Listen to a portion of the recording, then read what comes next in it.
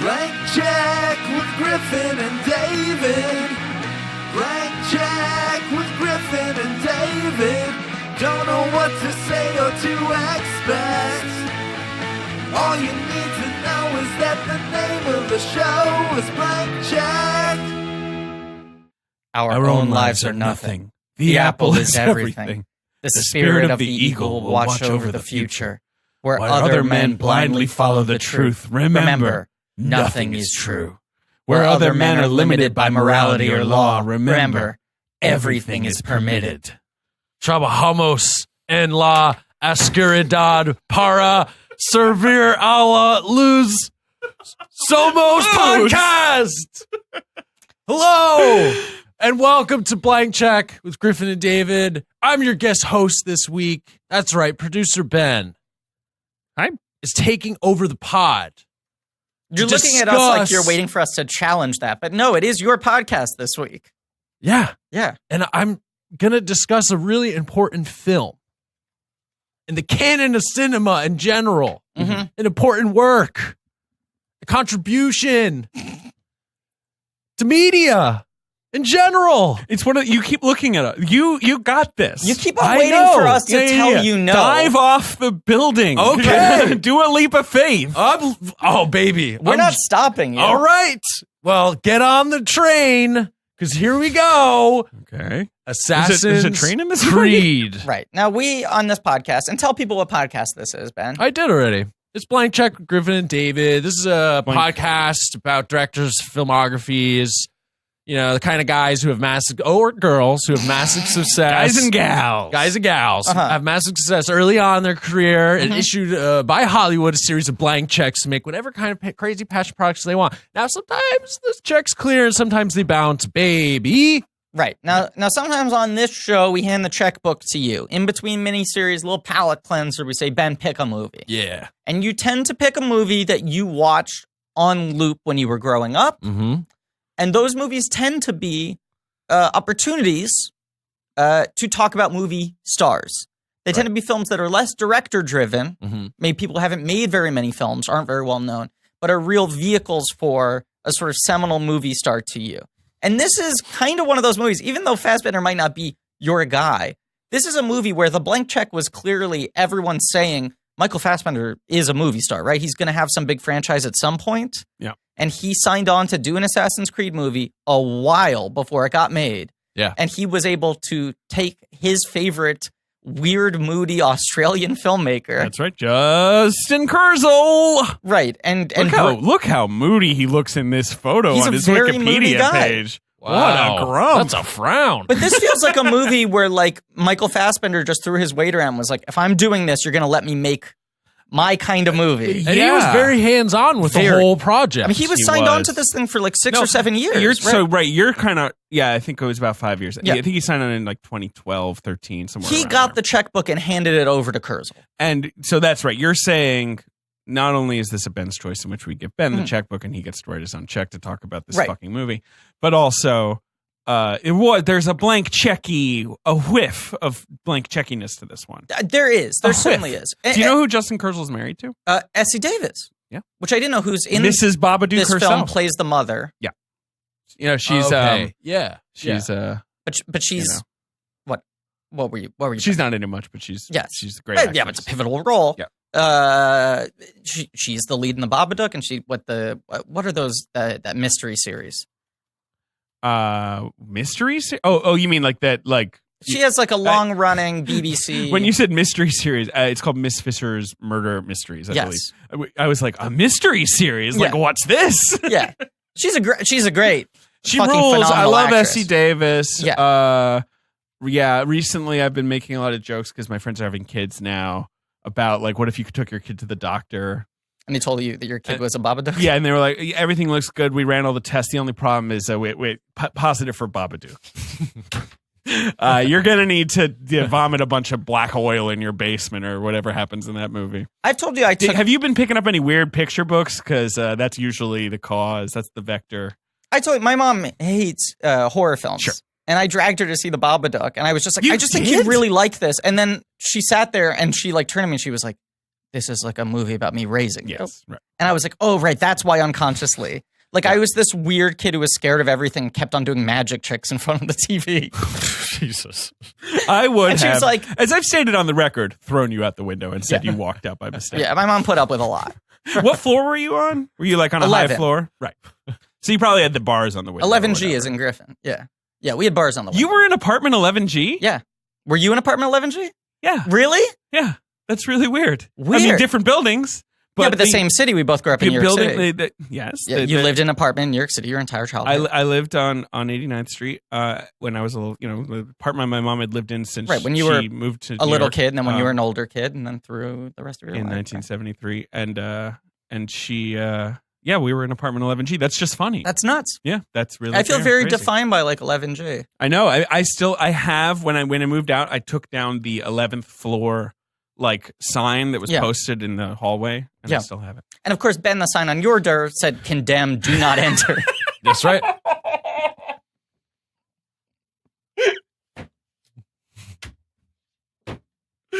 Very good. Very good. Stay off porch. Have you? I've had too many trips to LA recently. Do you know that La La Land? La La Land itself, a city I like about as much as I like that movie. Wow, I like La La Land. No, you know what? And I like to visit LA once in a while. I'm being too harsh. I don't hate La La Land the movie. I do think I like that movie less than most people because it reminds me of the city. Wow, I think that's rude. I think that's the more fair. And yet I know some Angelinos who hate that movie because it doesn't remind them of the city. Yeah, well, those people are being dishonest with themselves. Ouch. There's a thing in like LA, if you go to like almost any place, there's like a little sign outside the door that says like, note, the air and water in California may cause cancer. Oh. It's like statute like 27, whatever, due to test, Like there's that plaque. Because my girlfriend and I went to a Starbucks and she was like, wait a second, what the fuck does this sign say? Right. It's saying like, hey, we waive any like liability if this coffee gives you cancer. And she was like, why is this Starbucks telling me there might be cancer in the coffee? And we looked up and it's like, oh no, like all businesses and hotels are legally required to say that the air and water and the radioactive waste in California may give you just a little bit of cancer. A little touch of the cans. A little touch of the Babadook. Anyway, Ben, this is your Assassin's episode. Creed. Okay, so I never played the game. You're not a gamer. I'm not a gamer. You're not a gamer at all? You've asked us a couple times in the last couple of years, like, Yeah. should I get into gaming? Yeah. I fell off after 64. That was your system. That was my last system. Okay. I would say You're a GoldenEye guy? Yeah. That was your Who one. was your character? Who was the little? You played Odd Job? Yes. That's not cool. You can't Odd Job. It's Why? Because he's so short. Yeah, that's the whole shoot him. thing. Odd Job was short? Yeah. In GoldenEye. Yeah, because wasn't he a big guy in the movie? In the movie, he is not particularly diminutive. I think he's supposed to be a little smaller because the whole point is it's sort of like, well, this guy seems unthreatening. He's dressed like a butler, you know, and then he... But he's certainly, I mean, he's thick. Well, that's the thing. He's chunky. I've been rewatching. He's a chunky boy. He's a chunky. big chungus. There is no question that he's a big chungus. Ben says little guy playable in GoldenEye, and I'm racking in my head right here going like, was Hervé Villechaize a playable character in GoldenEye? Like, what little guy? But no, in GoldenEye, he is very a little shorter, which makes him harder to shoot because you have to sort of like aim down a little bit. Whereas Jaws is the worst character to play because he's very tall and and you could just get him right in the head. He's real simple. Does he throw the hat or does he just fire a gun and go? No, in GoldenEye, the multiplayer is very simple. It's just like a skin, right? Like, and you're really just seeing the arm. I played it, but it was like not a game that had a big imprint on me. Like, because we were like a Nintendo 64 family. We didn't have a video game system forever. Right. It was like years of like James and I filibustering to get a system in the house. And so like I have a lot of N64 nostalgia, and it took me like 10 years to realize like, oh, that was the game for everyone else. Right. Blitz was great. You're not really a shooter. I'm not a shooter. I don't like you shooting don't games. like I don't like that kind of, So Assassin's Creed, you've never played in your life. No. Not there, and there's like 4 billion of those games. They release like 2 a year. Yeah. Because the whole thing is it's like sort of somewhat stealthy. Right. A lot of stabbing. Right. You do a lot of stabbing. And then they can kind of just like do a new version every time set in another like I was gonna historical say, like period. they do like proper sequels, but then they also do They like do sort these of like spin-off-y- Vice City style. Like here's a Exactly. reskinning. It's the same game engine, but now it's pirates or whatever, right? Yeah, they've done a pirate one. They did like an American Revolutionary War one. Right. They've done many, ancient Greece, ancient Rome. Right. They did a Lehman Brothers one, I think. I'm trying. I actually want I'm to coming run with the jokes today. because the one with the one in this is original to this film. Right. Which There's not like a right. conquistador one. Like there's not a Spanish Inquisition one. Because did Ubisoft fully self-finance this movie? Let's look it up. Ubisoft in the early 2010s was like, we know that everyone else has fucked up making video game movies. And we think the reason why they fucked up is because they handed off to studios and the game developers themselves didn't have any involvement. And they announced a slate of like 15 films. They sold the rights off to like 1,000 places. Right. Because around this same time, they announced that Tom Hardy is going to do, what's the Tom Clancy game? Rainbow Six. Yes. Yeah. Right. That's one of them. Yeah. Right. There's The Division as well. I think it was Rainbow Six, because Yeah, Jake that's the Gyllenhaal big was one. supposed to do The Division. The But- Division. Yeah, but they announced like Tom Hardy's doing Rainbow Six. Like we're getting all the guys who are like the next big movie stars, the respected actors who haven't gotten their own big franchise yet, and we're attaching them. And we're attaching big directors, and we're making all these films. They fucking like set up like Just Dance at Lionsgate, Sure. the like sub Dance Revolution game. Like they were just like setting everything up, and then this was their first big one. And for years they were like, we're taking our time because we're gonna get it right, Yeah. and we're not just gonna adapt the game. We're going to make a totally original story Right. that is set within the universe. And- So it doesn't overlap with the game itself. And they brought on in 2012 Mhm. Michael Fassbender, who Yeah. at that point I guess is probably mostly still just the guy from Inglourious Bastards. Had Right. the first X-Men come out, maybe Yes. First Class had come out. Yes. So he had a little bit of First little Class bit was of 11. cachet. Yeah. Yeah. But right. He was kind of tapped. I remember reading Yeah, this like Terry 11. Gilliam interview in 2010 where he was like, you go into financing meetings now and they say Yeah. you need a hard bender in your movie. And the interviewer said, what's a hard bender? He said, they either want Tom Hardy or Michael Fassbender. Those are the two guys. Sort of like English guys with some grit. I mean, Fassbender's Irish, but yeah, Right. And yeah, you're yeah. like, they're serious actors, but they have movie star qualities. Yeah. And it feels like they're going to be the next big dudes, and they're still kind of cheap. Right. Yeah, that was the other thing. They're pretty cheap. They're still pretty cheap. That's and one reason he was in Steve Jobs as Right. well. It was like, yeah, he's affordable. Because Christian Bale passed and Yeah. DiCaprio passed. Yeah, those and, were pricey right, guys. Sony wouldn't make it at the budget they wanted. And they were like, we can get Fassbender for like $1 million. A lot less. Right. But they like these two guys have integrity. They haven't sold out. Sure. They paid their dues. They're handsome. They're Art film guys. charismatic. Yeah. They're imposing physical presences. Like get them a franchise. And so it felt like, this is like both Hardy and Fassbender are going to do these video game movies. The Hardy one, he never seems to talk about in interviews. It seems to have fallen by the wayside. But Fassbender was What always was the Hardy one going to be? Rainbow Six. Oh, yeah, right. Sorry. Yeah. But he like at this time Fassbender, anytime he's promoting anything, it's like Can't wait to do that and one. we're working to get it right. Like I really think there's an opportunity here to do something with it. He produced It's a weird movie. I don't think it's what people think we're making. and He makes this the foggiest movie ever made, Justin Kurzel's Macbeth. it's real fog. Which have you seen that? No. You should watch it. I know. Okay. I know. It's got a similar visual vibe to this movie, right? Right. You've seen it. Yes. And it also has Marion Cotillard as Right.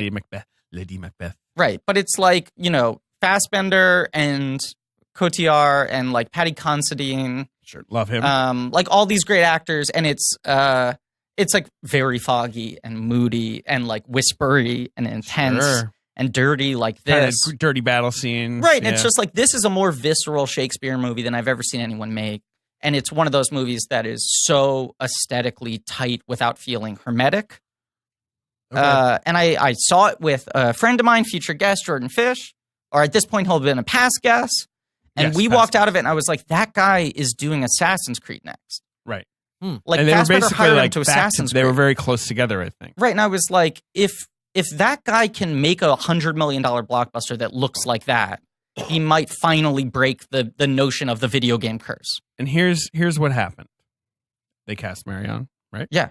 They initially cast Alicia Vikander as well as the female lady assassin. and she dropped out to do Jason Bourne, Right. which is sort of like a lateral move, I suppose. Like I don't know, I don't really know if she would have gained anything from that. And were Fassbender and her together at this time? That's a great question because Right? they are now married. Yes. They got married 2 years later. I think they got together on Making the Light Between Oceans, which is the year after. Right. So they could have fallen in love a year earlier, but they had to wait for that light, that ocean light. Yeah. What's between it? I don't fucking know. They were two ships in the night looking for the light. So instead they cast Yorgos Lanthimos' wife, Ariane Labed. They're married? They're married. I did not know that. She's in Alps. She's in The Lobster. I believe she was one of my blankie picks for Best Supporting Actress that year, The Lobster. Right. I think she was. I certainly intended to nominate her. Well, no, wait. Yeah. For The Lobster, she's the maid. She's the maid. She's incredible in that. She's a great actress. Yeah. And so they cast her instead. She's fun in this. She does, a mostly hooded performance. Right. But if you're in the assassin part, it's a lot of hood wearing. But putting face. When they announced that Jeremy Irons and Charlotte Rampling were in this movie, you're like, those people don't do movies like this. Well, right. But I think the pitch to Irons is probably like, look, you come to this set for 3 weeks, you have some shadowy conversations, then you leave. See, I think the pitch to all these people was, we're somehow going to make a $115 million art movie. Yeah, and it's like, look who we've assembled here, right? We've got good actors, we've got an interesting director, right? Yeah. You'll have to talk about an apple from time to time. Rampling will do anything. Do you remember, when Rampling and Marion Cotillard are on the same conspiracy theory board probably anyway, right? Like that French actress conspiracy theory board.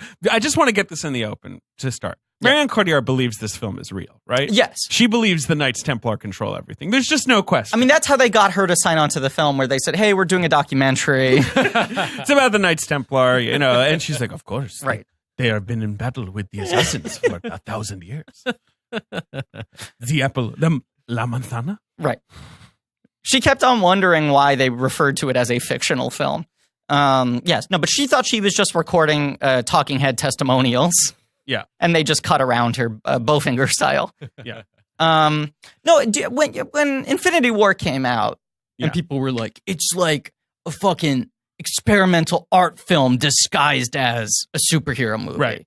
This is actually like an experimental art film disguised as a $125 million video game adaptation. Right, but when it came out, I think what you're interpreting is experimental, which I think is fair. Yeah.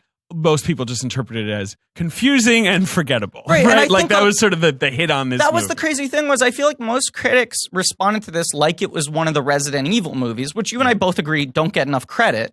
But you understand why it's easier to discount something like Resident Evil. And they were just like, I don't know, it's like one of these like complicated like video game things. I can't understand what's going on. And it's like, first of all, I don't understand how less than 10% of critics made any mention of the fact that this movie is aesthetically gorgeous. Well, doesn't look like any film of this size. The sequences are all so well done. And it's like super patient. Yeah. How did you watch this movie, I want to ask? I watched it on Apple TV. Okay, right. Because I watched, all right, so my story with Assassin's Creed. We'll get to yours, which I'm sure is detailed. You're going to have to run down each of the 15 times you've watched this film. Yeah, and what I was on. I did not see this film at any kind of press screening. I assume if it was screened for press, it was probably not at like a lot of screening. Came out Christmas Day. Came out Christmas Day, and there's always that one movie in the Christmas mix that you can feel like the studio is just like, let's just sneak it in there and not tell anyone about it. So if it was screened for the press, I was not invited or I didn't attend. And you play the games? No, I mean, I played them, but I don't really play them. So instead, on like Christmas Eve or something, like some random day, Joey and I, my brother, just were like, fuck it. I mean, let's catch Assassin. Let's that's the kind of movie that you and Joey see together. Exactly. And we just went to the Regal Court Street. Right. Saw it with like 2 or 3 other people. Yeah.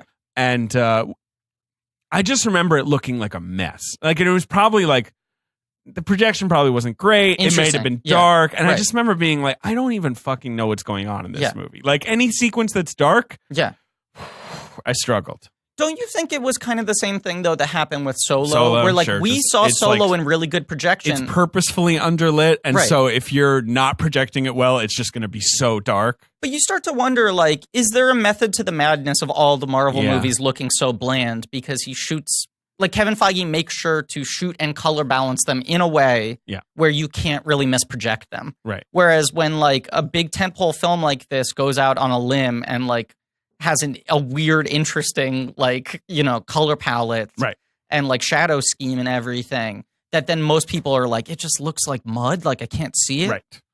But then, Yeah. for this episode, I purchased this film in 4K. Yeah, I rented it in 4K on my Yes. Apple TV. And It I looks gotta incredible. say, it looks terrific. Unbelievable. I now have I've got a 4K TV Yeah. and a player, so it can make it look all fancy, Yeah. but it looks great. Like incredible. Yeah. Like this film should have been nominated for like every like craft category at the Academy Awards. Like this should have been nominated for cinematography, for art direction, for costumes. Yeah. Okay, David, pause. Okay. I'm stopping the conversation dead in its tracks. Hammer time? Okay, David, stop. Hammer time. Okay. Okay, wait, no, stop the hammer time. Well, do you want to collaborate and listen? I'd love to collaborate and listen. Okay. Combine two different songs. It's true. David, there's something very important we do, and I can't wait another second. Okay. I don't care if we're in the middle of recording an episode. Sure. I don't care if we're in the middle of hammer time. We have to Talking collaborate and listen and find out what's new on movie. All right. This David, episode. we gotta check what's new on movie. This episode is brought to you by Mubi. Yeah, it it's a is. curated streaming service. It shows exceptional films from around the globe. There are always And 30 as movies. we've talked about, there's always 30 movies. One's always leaving, one's always coming in. Just it's like a life. carousel. Like a carousel. And this is one of my favorite parts of every week that Mubi is sponsoring the show, which is we take a look at what they got. And look, right some of the now. things we're going to cite right now, by the time you listen to this episode, might not be there anymore. No, they'll be there. Well, There'll be if new you're- things that we can't even talk about. So here's one thing. Sure. It's a David nominee, whatever my awards would be called. The Davids. Davies. A The Davy. Woofs. Summer Hours. The Woofs. Olivia Assayas's Uh-huh. film is 2008 family drama. It's a beauty. They're doing a lot of Assayas right now. Oh, His Clouds of South Maria. That was a Best Picture winner for me. that was. I love Summer won Hours. Have you 3 seen- or 4? I've not seen Summer Hours. So good. Are you kidding me? I'm not kidding. It's got Binoche. Yeah. It's got the French Jeremy Renier, who actually I think is Belgian. Great, truly terrific movie. What else? We got Linklater's Tape. Ooh. If you're going for like auteur completionism, Yeah. that's a weird one. That's a weird I watched one. that movie in college. That's one that's I feel like not often streaming these days. Ethan either. Hawke, Uma Thurman, Robert Sean Leonard in a hotel room Yeah. facing off. Yeah. Shot simultaneously with Waking Life, I think, right? Yeah, I think you're right. You're right. What else we got? We've got from past and future guest Alex Ross Perry. What? Listen Up, Philip. Which was also, I believe, it was certainly a Griffey nominee for Best Supporting Actor. I think it was a Davey for Best Supporting Actress. 100%. Yeah. Love that movie. We've got 2 Days in Paris, the Julie Delpy movie. Oh man, they've got a lot of good stuff right now. Silent Light, we talked about that last week. I think. They're doing this SAS series. They're doing a series on adaptations. That's where Tape's coming in. They're doing all kinds of fun stuff. And all you have to do is there's actually a copy for me to read. I just like talking movie. You can try it for free for 30 days at Mubi.com/check. That's MUBI.com/check. You get a whole month of great cinema for free. I mean, that's a steal. It's a steal. 30 days, you're going to get 30 new movies. Yeah. For free. Yeah. And it's on all the streaming devices and all Try that stuff. canceling after you get a little And taste. every day you become more interesting. Yes. That's a big point. Because this is a very... Sometimes we'll have a sponsor. It's like, here's how to get in shape. Right. Like, here's how to learn a new language. Right. Movie, we could argue this sponsor is, here's how to be smarter. Here's how to how be a to- more interesting, cultured person. You got a date coming up? Oh. Come on. Watch some movies. Watch some movies. I think we're done. I'm so tired. Now, I'll say this. I got a lot of aesthetic pleasure from this movie. Yeah. And I got a lot of excitement from just wow, they're really somehow no cooks in the kitchen. I don't know if it's because Ubisoft took the control of this movie and they hadn't made movies before, or if everyone was so desperate to overcome the video game ghetto that they were let's go as hoity-toity as we can. Right. Because we, want to try to prove that you can make one of these movies with some intelligence. Yeah. So all of that was exciting to me. I could not get my head around the plot of this movie. And the two other films that I compare it to are Primer and Soderbergh's Haywire, where I'm I think this thing is well made. I don't know whether I understand anything that's happening. By the end of Assassin's Creed, I will say I felt like I retrospectively got it a little bit more than with either of those films. With both of those films, I'm like, maybe if I watch this 4 more times, I could untangle it. I'm not unhappy watching this because I think it's well made, but I just don't know what's going on a scene-to-scene basis. Assassin's Creed, I finally sort of got on a basic level by the end of it, but because it's so aesthetically pleasing, I'm like, fuck, I might watch this 2 more times. Like, I see what Ben's getting at. Yes, I will say. Because there's a lot to dig into in this I only thing. saw it, I saw it in theaters. Was kind of like you, kind of like, what's going on? Yeah. Second time on, my rewatch, I was kind of like, I'm beginning to grasp the spine of this thing. Right. The spine. I'm still going to need Ben to maybe lay some details out for me. I assume you've seen this film more than anyone, including like Michael Fassbender and his family. Yeah, 100%. Right. He's seen this more than the editor of this film has seen this movie. Right. No, but don't you think there's a thing too with like when critics reviewed it that they were just like, I don't know, I haven't played the games. I don't understand what's going on here. Like they assumed because the film is so dense and kind of obtuse that it was because they didn't get it because they hadn't played the games rather than that it's a movie that you have to kind of work with. Yeah. You know? Like, I remember seeing the Warcraft movie with my friend who's a big, like, WoW person.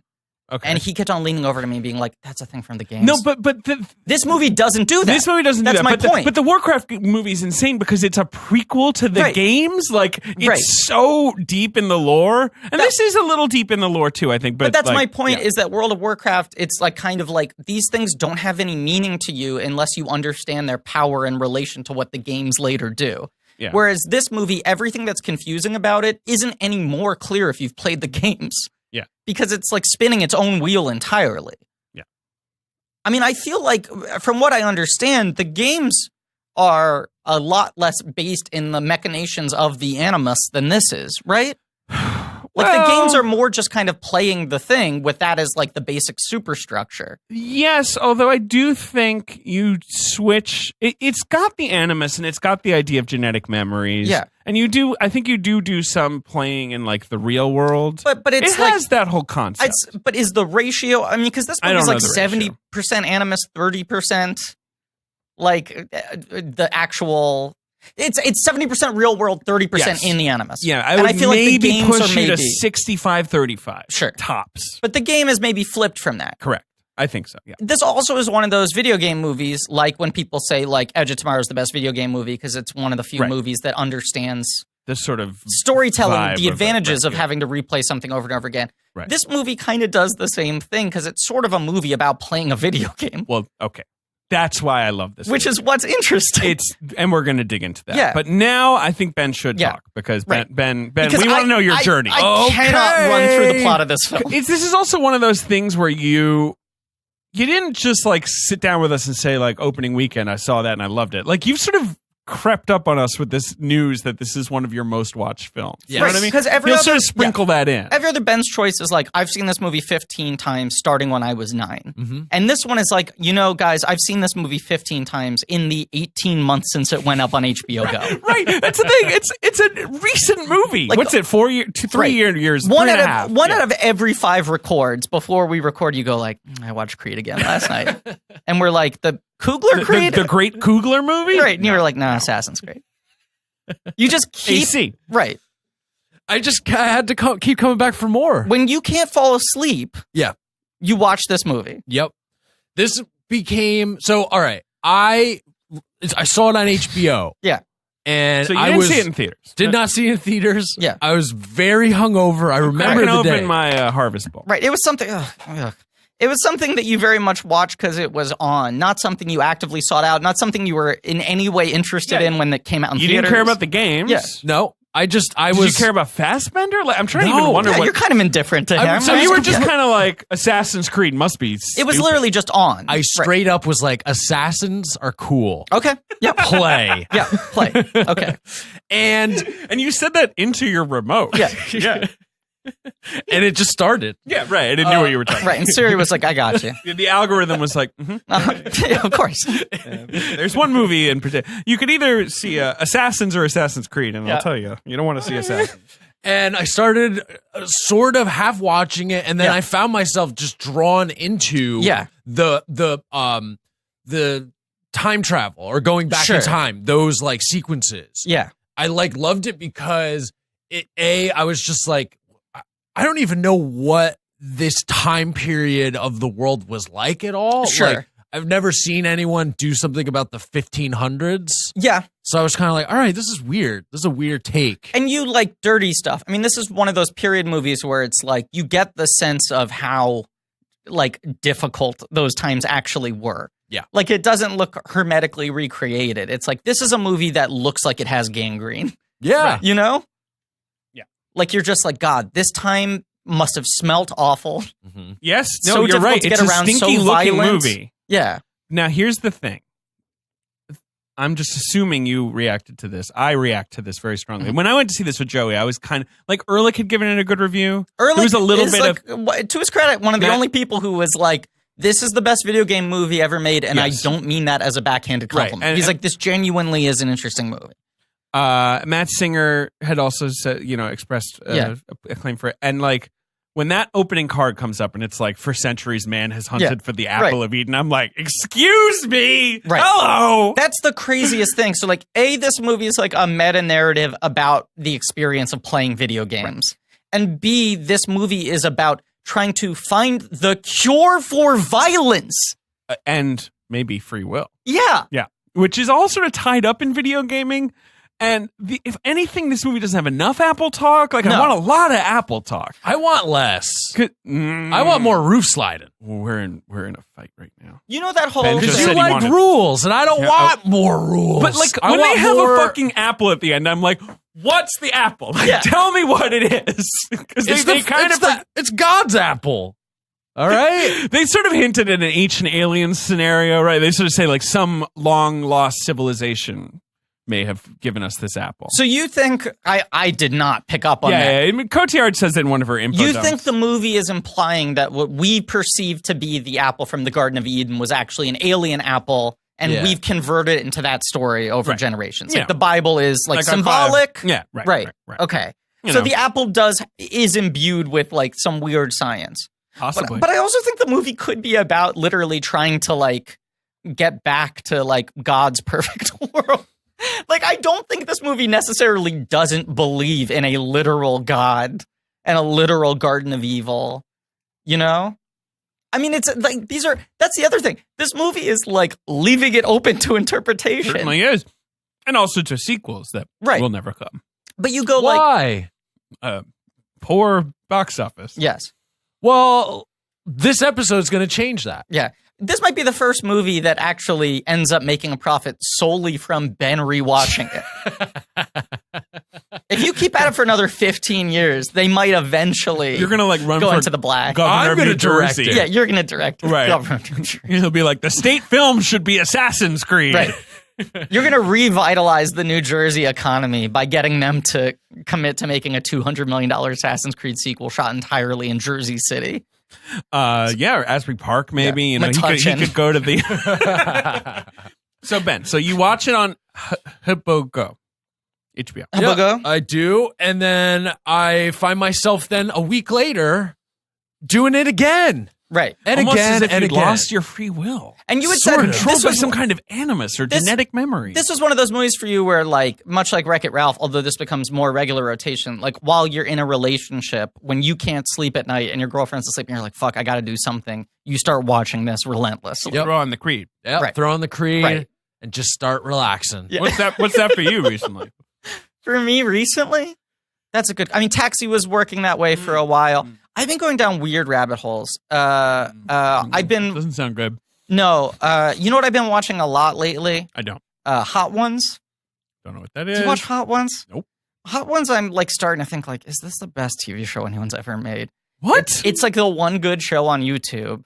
Okay, right. And I have it's- not really ever dove into that. Me The, neither. the And this is YouTube. like, I'm all in on it. Hot Ones is this guy, Sean Evans, and he interviews like big people, but at the table, and it's like a Charlie Rose and style. they're eating like, chicken wings or they something. got 10 I chicken am wings aware of this. of increasing hot sauces, like Right. increasing spiciness. And he's a really good interviewer. Sure. He's one of those guys where it's like, he's clearly not someone who trained to be an on-camera personality. So he seems kind of stilted at first, but he clearly does all his own research and asks people really good questions. And it's like Natalie Portman comes in, or like Gordon Ramsay, or Wow, Alton there's Brown. a lot of these. Huge How long people. are they? like 20 to 30 minutes. Right. Like they're full-size things, but it's a really good interview show. And then the other incredible thing is, as they start, like the first 3 wings, everyone makes it through. Right. And then like 4 through 6 are kind of tough. And then 7 through 10, they're losing their mind. Right. And it's just like he's Was destroying. Shaq on this recently? Shaq was incredible. Because Shaq can't handle spicy food. No. He talks about that. He's like tearing down the wall of like the carefully manufactured personas that all these public celebrities have. And that's a way to do it. You're making them physically vulnerable. Right. And they're just like physically vulnerable, like crying, trying to answer these questions honestly that are actually pretty deep, insightful questions. Or just he's done his research of things that no one ever thinks about. It's really good. The Shaq one's incredible. But yeah, anyway, I've been watching that a lot. It relaxes me. Okay, I like that. Actually, I'm going to take that recommendation. And I didn't even realize that this movie had become a thing.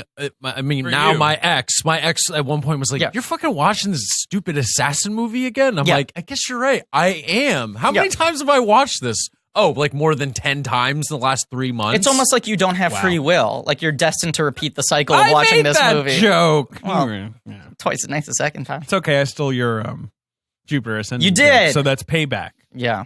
So, okay, so let's get this back on track. Sure. So I was sort of just mentioning it over I don't know. Ben's doing currently a sort of a pinch of salt. Pinch of salt. I Yeah. started to mention it, just kind of peppering it out to the boys, and eventually I was like, "Hey, you know what? We got room on the sketch. Can I do maybe a bench choice?"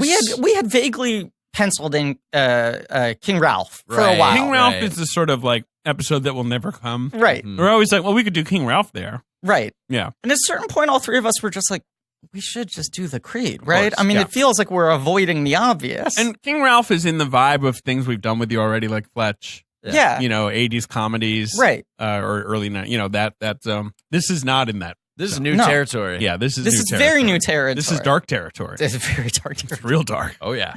Yeah. Dusty. Dark and dusty. Yeah. But good. I do think it's good. I do. I think it's good, too. I think it's good. It's an unusual thing. Yes. And that's what I think. Yeah. I don't know why. I've just gravitated to it, maybe because of that. It's just, to me, even watching it now, I watched it twice before recording this episode recently. And it's such a strange look into maybe what films could be in the future kind of thing. Right.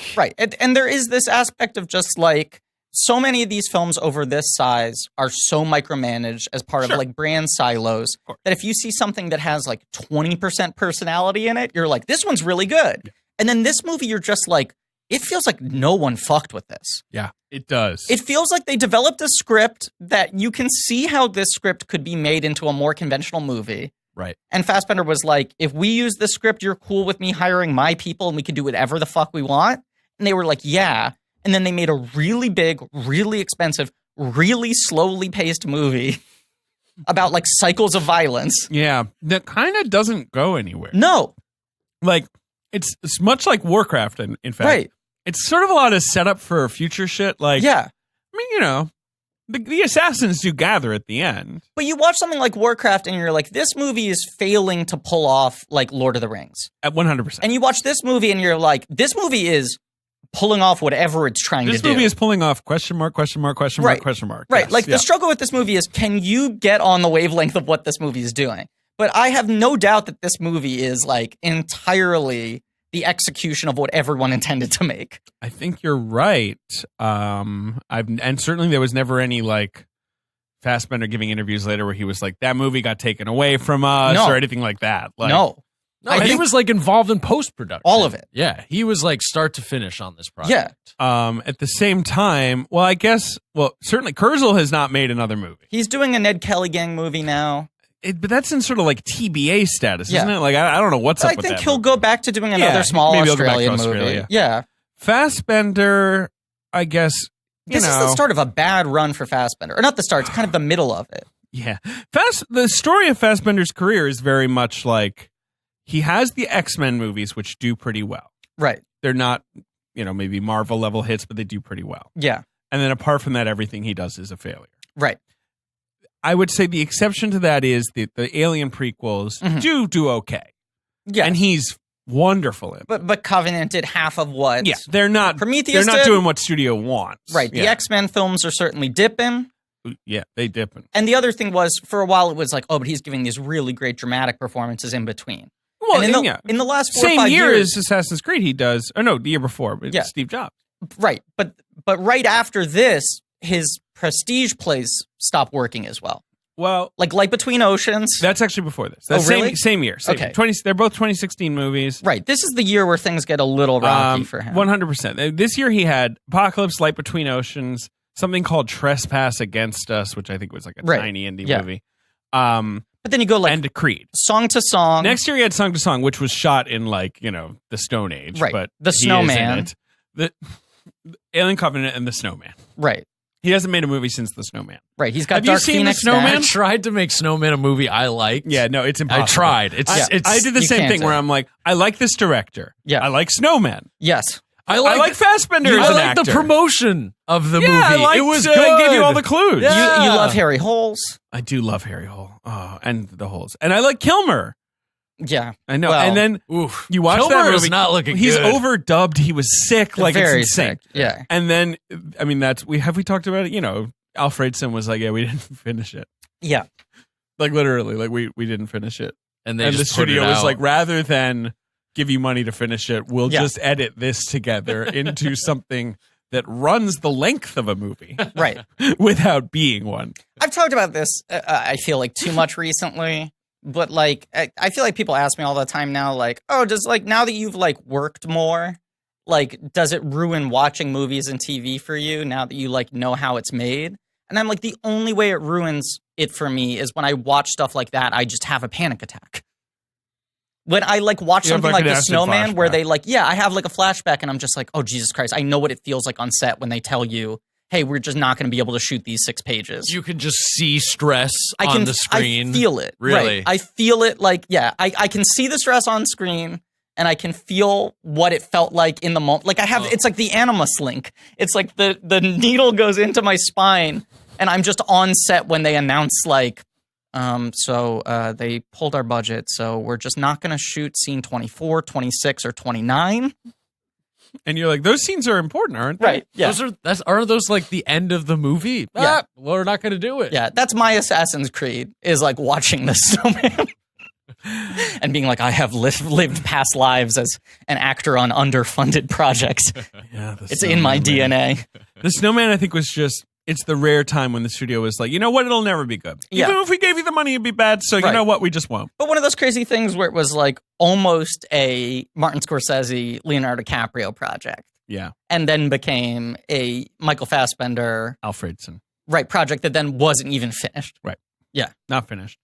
But Assassin's Creed was finished So at the low cost of $125 $125 million. dollars. Yeah. Now, the Assassin's Creed games do sell, Yes. but there's never been much correlation between video games that sell and video game movies that do well, because No. no video game movie has ever done well. No, it's the one thing they're always trying to crack is like, shouldn't this It'll be a happen. built-in audience that will Right. all show up? But the problem is that video game fans are so fucking cynical. They are, and they tend to be, they're a little mean sometimes. Right. So it's just like they sniff it from a mile away and they're just like, fuck this. Can you tell me the number one video game movie of all time? The number one highest grossing video game movie of all time is the first Tomb Raider? Correct. $131 million. Yeah. Number 2 is the Angry Birds movie, which I guess counts. Yeah. Number 3 is Rampage, and which also, fuck off. It's not a video game movie. No. Like, sure, there was an arcade game. It's so loosely based off that game. Yeah. And now we are done with $100 million grossing and video game films. Right. Next is Prince of Persia, which is by all a flop. A huge flop. Next is Pokemon, which, okay. Right. I guess Detective Pikachu is almost guaranteed Yeah. to make the run to number 1 here. And it literally is based on a video game. I mean, It is. It Right, counts. you can't say like, oh, well, it's loosely adapted. That specific game has that plot line. And Yeah. the longest running and best video game series is the Resident Evil movies, and those movies have never done well domestically. They do very well foreign. Well, and their budgets are low. And their That's the thing. budgets are It's like fairly the low. one way people have Their cracked budgets how are to like do these half of things. this movie. Right. Usually like 50-60. Right. And like Resident Evil Afterlife, which I think is the most successful one and one of the best ones, made 60 in America and Yeah. 300 worldwide. And they do like really fucking well on like home video, all these things. But those movies also are just like their own fucking continuity. Like they have so little to do with the games now. Right. And if they have anything to do with the games, it's like a wink or a That's the thing. reference Like the first one is like maybe 50% the game, 50% its own thing. And then every movie from there on out goes like 7% more into its own thing. Mm-hmm. It's like its own, you know. I think that's sort of what they were trying to do here, where it's like, can you make an Assassin's Creed movie franchise that has its own sort of continuity, that's a cousin to the video games, but you're not just readapting the whole thing. Which is smart. It's smart because that's the other thing people say is like, if you're just making the video game as a movie, gamers don't want to see that because they'd rather play it. Right. And the people who like movies first and foremost are going to go, well, I don't like the game, so what does that matter? Right. And I feel like this movie would have done better. I mean, it's still a weird fucking film, but I feel like it would have been received better and probably would have made a little more money if it had been an original property. How do you do this as an original? You mean like it's the same movie, but Assassin's Creed doesn't exist? Yeah, well, and that's the other crazy thing is you go like, this is like the kind of concept that someone would have sold to a studio for like $5 million in 1992. There would have been an intense bidding war of like, oh my God, this fucking pitch. It's like through the bloodline, they can travel through time into the past and kill people. And now you get to the point where this pitch is so specific, though. They it's really so need to bizarre. explain it, and they don't. Right. All right, Ben, come on. All right. Ben, Well, but get in here. I'm getting in. Get in here, Ben. I'm getting in. Okay. Well, I think that yes, I will agree that the story is kind of sweaty. I will give you that much. It's Okay. complicated. I don't even know if it's sweaty. I don't think it's sweaty because it's very patient. Right. It's just very convoluted. Very complicated. But see, the thing to me about it is if you look past that, Yeah. the rest of it holds up. Which I largely did. And I also think it's just like, it's one of those movies where it's hard to totally figure out what the dramatic stakes of it are. Because there's such complicated world building around it where you're like... The dramatic states in the simplest terms Right. is that you can't let them knights get that apple. Right. That's about it. It works well as like a movie with a MacGuffin where you know at least what the one objective is and everyone's trying their best to get it. Everything else is so fucking insanely complicated. Right. But there is that simple sort of like, there's this apple, Yeah. and the knights want it, and they Right. can't get it. Can't get the apple. Assassin's job, keep them from getting the apple. If they have other jobs, they must. Right. But right in this movie, apple. But then you go to this other thing where it's like a father and daughter fighting over technology where they've essentially invented time travel through DNA. So if you have ancestors, you can go into their shoes. Can I read But a- also assassins apparently are like a blood type. Like it's not just a job that people have. Like the assassins are you're an like assassin, a you're an lineage. assassin. Yeah, I don't Right. think it's like McClorian, though. I don't think that it's Chlorian. Yeah. whatever. But I think it's more, it's the bloodline. You have Right. to continue that legacy. I guess It's in you're the sort of carrying same your way as the family Knights tradition. Templar. Yeah, right. yeah. The people on the Mayflower, it's like, yeah. I mean, you know, it's bad luck to be born into that family. Yeah, you don't want to be Gleason's kid. Anyway, here's a quote from Michael Fassbender. When I met up with the guys from Ubisoft, Yeah. and they started to explain this whole world and the idea of DNA memory, I think it's a very feasible scientific theory. Mhm. So he's on board. He's like, this is real. He's all in. Yeah. I'll say this, watching this movie, I was like, if we ever figure out time travel, this is what it's going to be. Yeah. I don't think we will ever figure out a way to like step To into a... move your body. Right. Right. But I think at some point we could in the next 100 years crack a way to like, you end up like fucking... Now, Seen through the eyes of a... Right. Being John Malkovich style. totally agree. And I'll say Yeah. this, that I think the movie does, like, the design of the Animus Yeah. is, it's not I over think it's very animus. Yeah. I think it's very animus-y. I Yeah, think you it's have to- very animus. Yes. Not but overly it's explained. not over explained. It might even be the Animmost. I might say it's underexplained. Go on. But I think that you snap right in. You know whether we all know that it's time travel through DNA, Right. And you don't need to be like because of this. No, and I'm not that. asking for that. I'm shaking my head. I don't think you need what you're describing, Yeah. but I don't think for everyone they were like, oh no, I get it. It's time travel through DNA. Right. Did you see the lines and the brains? crossing paths and stuff. Boom. So the concept. All right. So first, just so I can let me get some plot out, please. Callum Lynch, our hero, right, is sentenced to death for whoa, murder of a pimp. You're going way too fast. Way too fast. Let me read the beginning part. Oh, for fuck's sake. Yeah, we see. Forget that we're not going to talk assassins just now. It's like there's that early flashback of Callum seeing his mother's murder. We open with BMX riding. God, in the you know desert. What? You take it away. I forgot about the BMXs. Yeah. Fat ass kid misses the jump, but he's trying. Kind of redhead kid. Kind of like me. Mhm. Yup. Yeah. I definitely used to hang out by myself and ride jumps. Of course. And hurt myself. Yeah. Comes home, his dad killed his mom. With a wrist blade. Yes. Yep. He's standing there all assassiny in the hood. Yeah. Yes. Pretty intense. Pretty intense. Yeah. No further explanation Because he given. walks in and they cut it and cover it in a way where you think the mother has committed suicide. Sure. And the father is framed out. And then you see his father standing in a hood with a crazy knife attached to his arm. Yep. Crazy is also playing.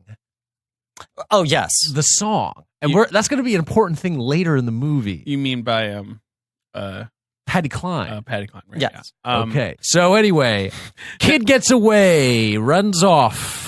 The bad guys show up in black cars, assumingly take the dad. Right. Assassin's Creed. Do you think Ben can quote this entire Yeah. movie? So then we cut to 30 years later. And Now what we missed is that in between. Here's my complaint. Yes. Go on. In between, this guy has murdered a pimp? Right. Who? Why? Why do you need to know? I need to know. I don't need to know. Before Kurzel came on, in the early days of them developing this movie, Fassbender pitched it in interviews as like, it's a movie about like a bartender.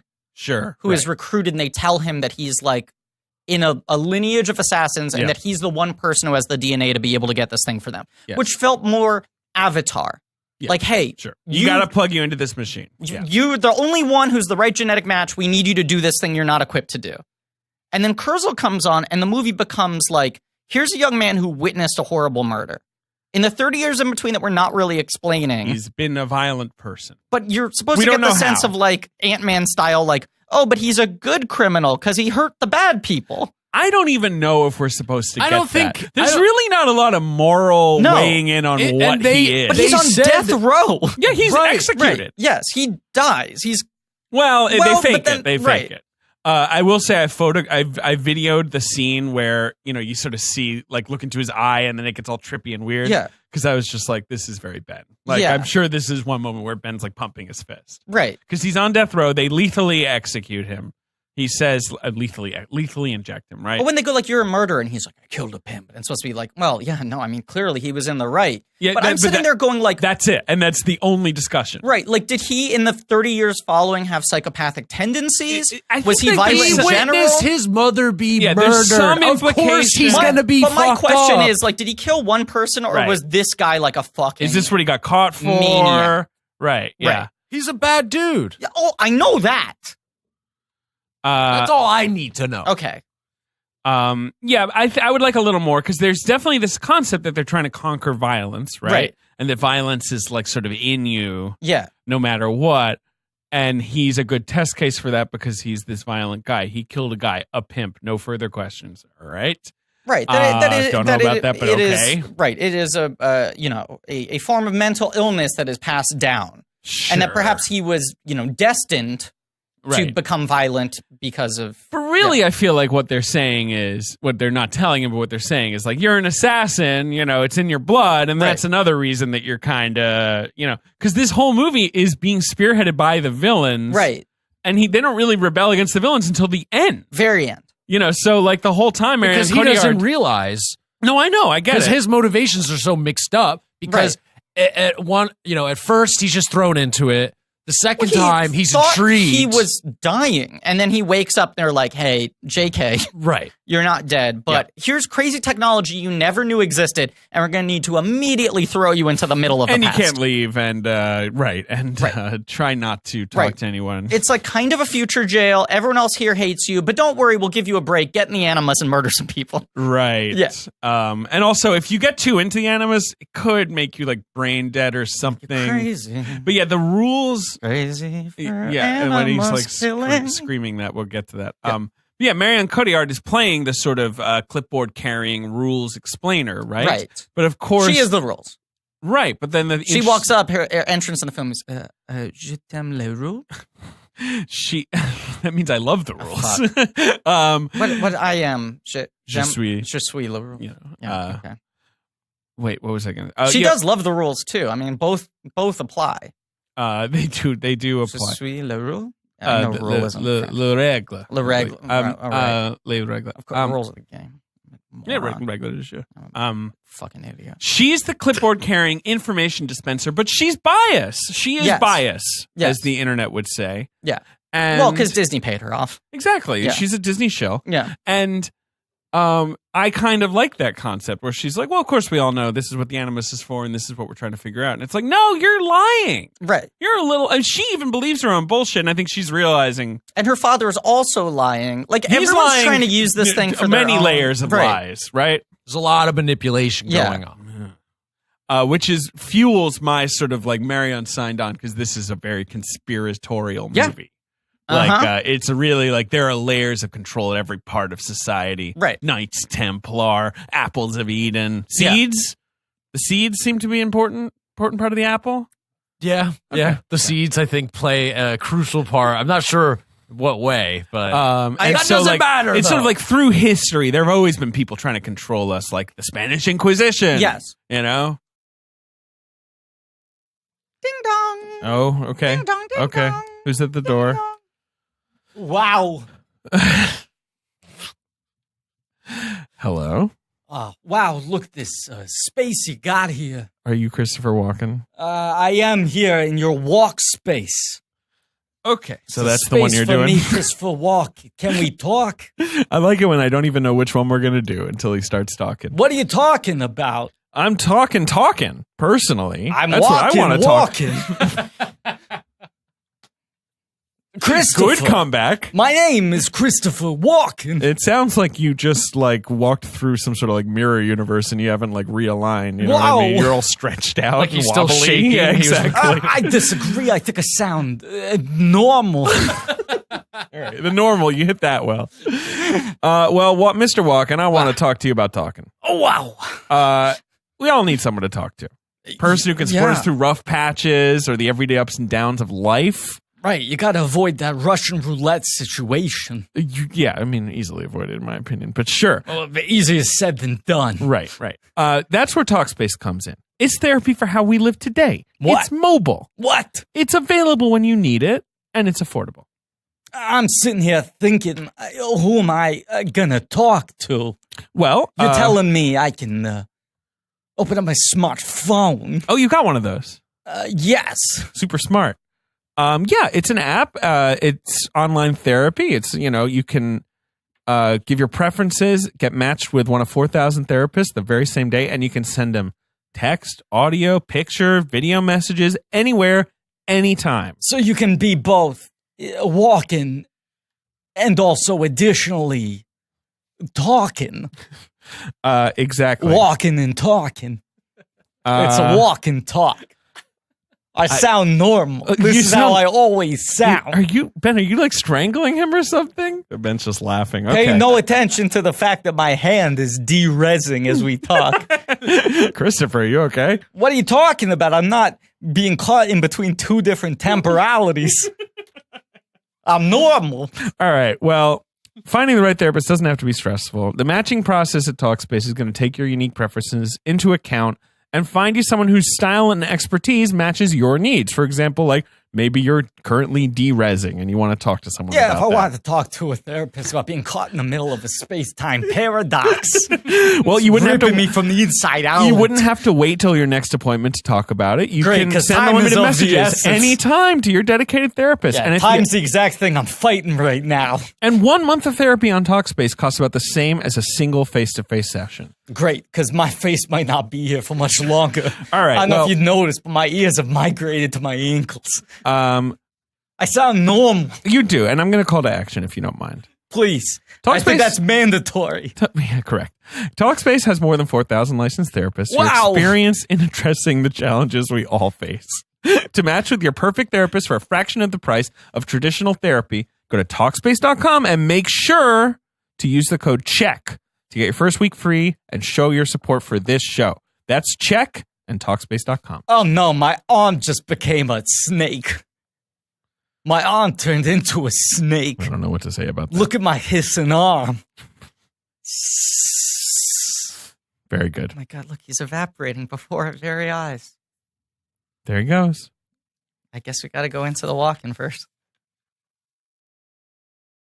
I just recently, I mean, it'll be a little while when this episode comes out. Alamo Drafthouse, New York, has been doing all the Wachowski movies. Oh, yeah. My girlfriend, TC14, had never seen Jupe Ascending before. Uh-huh. So I went to see it in a theater that unsurprisingly seemed to be 90% either people who have been I on was our so podcast mad or I was listened to not our there podcast. because it literally appeared to be like film Twitter was the only people there. Yeah. I'm seeing the Matrix movies. That's what I did in that. Right. Yeah. But there was a contingency that seemed to be seeing the movie because of a incorrect reputation of that movie being It's sort of a camp classic, you mean? right, Yeah, and they yeah. like seemingly were showing up just to laugh at it and dunk on it, which I have no patience for. I hate that. As one of our blankies said, and I forget who it was. I'm sorry, I'm not giving you credit. People showed up seemingly to ironically watch Jupiter Ascending, not understanding that Jupiter Ascending is post-irony. Right. It transcends it. As we've talked about in our Wachowski, it's very Right. sincere. But A very one of- sincere filmmaker. One of those scenes where like Sean Bean is explaining why like bees are attracted to course. royalty and why We the all know they're currency attracted to royalty. is like youth and why like Earth is a battery for these like this horrible capitalist system What in a good space. movie. Good movie, Right. good movie, good and movie. the fucking masterpiece, and the audience is like laughing at like this is like fucking ridiculous. And my girlfriend just turned to me and she said, "This is like exactly what my father believes." Interesting. Did not expect you to say It that. was at one of the B moments, and she was like, "No, I totally get this movie because this is the shit my father's been saying to me since I was 4." Interesting. I got to talk to wanna her meet about that this. dad. Yeah. Yeah, her father, TC13. Right. And But- you're saying, so maybe there's someone out there who's watching this and they're like, yeah, I mean, I we all her- know this to I be think true. her name is Marion Cotillard, and they sent her the script, and she was like, "Yes, finally." Finally, someone Finally. speaking the truth. Right. Finalement. Well, okay, so I don't know why she's now like, I am a person where I sort of got into conspiracy stuff. Yeah, that's another thing for this movie. I mean, this movie is like very sort of like there's the secret cabal controlling. Yeah, so Right, I'm throughout the pretty ages. familiar with like the Illuminati conspiracy Knights stuff. Templar. Knights They're a Templar. big part of that, Knights you know. Templar really Knights were Templar. around. yeah. You know? Because after one of my many watching of these movies, Yeah. I then went down a whole rabbit hole reading about the Knights Templar Yeah. and their history. Yeah. It's fascinating. Yeah. This is a real thing that Yeah. existed Yeah. on our planet Mhm. at one point. It was Yeah. essentially like because the church sort of had so much power, Yeah. like more power really than like any governments, Right. right? Yeah. And this I was ask sort you, of their what's changed. Yeah. Wait. I'm sorry. Which year are you talking about? 2019. hello. What if one day, like, Jay Leno is like, I'm coming back to TV, you know? And they were like, Uh-huh. okay, Jay Leno show. And he comes out, he's like, do you guys know about the Knights Templar? Like, it was immediately just like, I'm here to speak the truth finally. And here's the truth. It would be incredible if like Jay Leno, Mr. like, I just want to tell If jokes. Thumpson, the Illuminati control all the banks. Right. But Jay Leno always tries to be like, I mean, it was just a job, you know? I mean, people take it personally. It's just comedy. And then he Right, showed right. up and he was like, so the whole world is controlled by 4 people. Like suddenly it was Kevin's like all like, hard. that's right. That's right. He's like sitting there with a guitar. Like, oh, this is why you were saving all your money. Something. Because you knew Right. that someone was going to sue you. Yeah, exactly. For like 200 my genetic, I was in an animus recently, and Right. my genetic memory is tied to a crusader. Right. I don't know. No, Hollywood makes sci-fi films because they're trying to prepare us for the alien invasion. They all know what's been going on. The aliens have been living among us for years. You read about this? You hear about this? You hear about this, Kevin? Yeah, no, that's right, Jake. Hey, Kevin, why don't you take that skin off your face? And he's just an alien He's underneath. a lizard. Yeah. You hear about these lizard people? You hear about Adam Weishaupt? Anyway, love Illuminati shit. Majestic 12. Should we talk about the Majestic 12? Oh, what's that? Oh, I'll explain off mic. Okay. It's too much. It's too much for this episode. So, and I think that this movie is diving right into that sort of like people Yes. like there's context going into this movie with all that sort of that like paranoia that we all feel about some weird old European aristocracy that is still pulling the strings in society and has been Right. for centuries. Right. Yes. Yeah, so he's there. Yeah, and so What's this place called again? I forget. Something project. I can't remember. It's in now. Madrid, the Mhm. Abstergo Foundation. Yeah. Mm. I don't know. And I'll say this is one of those movies where it's like they fucking went to locations. I like they this fucking set. built humongous sets. Like It's this sort movie, of mix of like old brick, old Yeah. like 15th and like fancy Mhm. sort of I swishy love tech. that. Yes. It's two aesthetics I love. Super Yeah. clean, crisp, modern with like stones and dust. And I'll say even the Animus design, it's like cinematically like compelling, Right. but Yes. it does look like how they would maybe build that thing. It doesn't look Totally. like it was just designed by a movie artist. And it's not. it looks pretty practical. right. It doesn't have like a bunch of colors and like cheesy like lights and like, you know what I mean, like where it looks like And looks like it would be practical and made by science. I like Right. that the movement of the arm is kind of like janky and unnatural. Yeah, This is me like- too. These Yeah. arms are like a big thing that are used in theme park rides now. Right. It's called like a Kula arm. Yeah, I mean, it's a similar kind It's of thing. hydraulics. Right, but it's yeah. that sort of like the Harry Potter ride and all these new rides that they're developing are like, rather than being on a track, Mhm. the arm is on a track, maybe hanging from the ceiling. Right. And So it can wiggle you in multiple ways. right, it's like a totally free moving arm. That's crazy. Yeah, and like this looks pretty similar Mhm. and realistic to how these arms actually work and how they move, and Did not expect you to bring the theme park into this. Yeah. I love it. Well, this movie is also kind of commentary on the theme park. Interesting. More I in mean, video games. I'm it's- just it's trying a to video put you game in here. thing. It's a video game. Well, because- okay, so let's get back into Maybe this movie's about cosplay. I don't know. So anyway, I'm gonna go to with get us no. back on track, didn't really die. Marie explains to him Yeah. essentially the rules Mario. of this movie. Oh, her name is Marie in this movie? I No, don't it's know. Sophia. Sophia. She explains the rules. They put him in the machine. Boom. We're now in the first sequence where the prince's son, Right. or the king's son, the prince, Yeah. is being hid Yeah. in this village, and the Knights Templar are in control of, I guess, Spain. Yes. Like, Oh, no. All right. What? To give you some actual history context. Jesus Christ. oh wait, we're gonna hear some European No. history. no, over here. Yeah. this is From a guy who's only ever lived in New York City. Yeah, what does he know what about does Europe? he know? Spain was ruled by Muslim caliphates and rulers Mhm. for about 300 years, from about the 12th century to the 15th century, which is why the Spanish language is so influenced by Arabic as opposed to the other Romance languages, which are not, and why there's the food is a little different. There's the Alhambra, which is this beautiful piece of Muslim architecture. Ben, Right? There's all describe this- my face right now. I would say half tilted. Meh. And Ben, I'd say his head's kind of half tilted, going meh.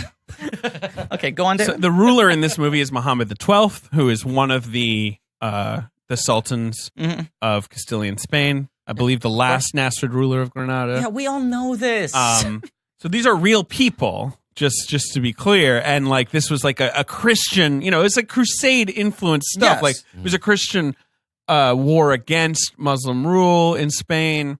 and that's who this guy. There's another real person, Tomás de Torquemada, who was the first Grand Inquisitor of Spain, and was like, you know, a leader of the Catholic Church who persecuted Muslims and Jews in Spanish history. Bad man, no good. Don't do it. Yes, agreed. Here's another thing with this movie.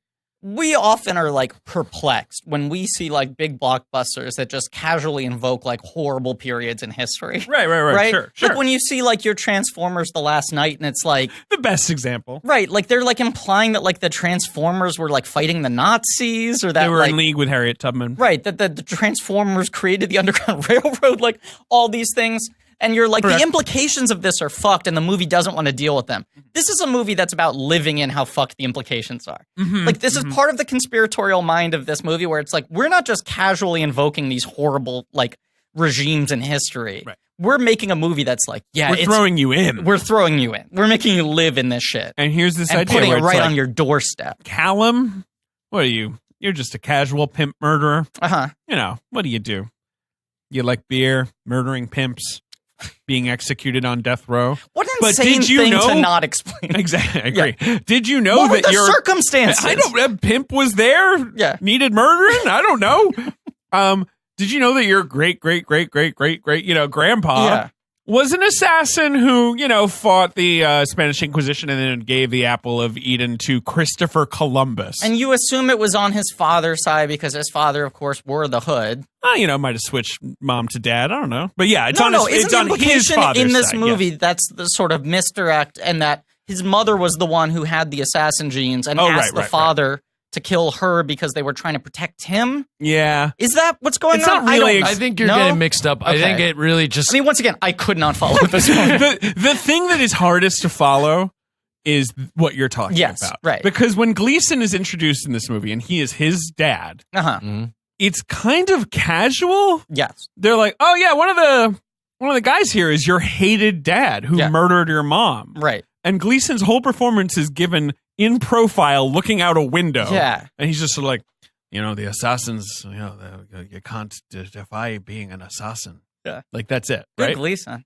Yeah. I mean, that is it. What is he? He doesn't have a relationship with his son. It's just weird that he's not just like, Dad? Couple of questions. Yeah. 1, why'd you murder my mom? 2, what are you doing here? 3, what's this place for? Right. What do you do? People don't talk like that. In real life? No. Or what? If I hadn't seen a family member a really long time, we had bad blood, I'm not going to go up and then be like sort of like open to a person. What if you saw him in a special prison where they were mining your genetic memories? I'd be even less so. I think I have inclined. a few questions. No, I wouldn't be asking questions. I'll tell you another weird thing with this movie. It does feel like there's a version of this premise that's like a 1991 Jean-Claude Van Damme movie. Where it's like, 100%. Like here's the log line. Like when they execute murderers, it's actually a false flag to turn them into like time cops. Right. You know, they like real time cops. Right. You'll get your freedom and a new identity if you can use your violent ways to help us. Right. And then you would have a lot of like lunchroom scenes with the other assassins. Which this has like a little of, you know, like this sense of a like lot of this sort of team building stuff. The jail mentality of like he's like fresh fish and they're all like against him, right? And they set up the what's his name, Callum Turner. That's his. You know, the actor, yes, yeah. Callum Turner, who is he's in a Grindelwald. He's Newt Scamander's brother, right? He's as my girlfriend who watched this movie with me. Scamander. Yeah, fuck. What is Theseus?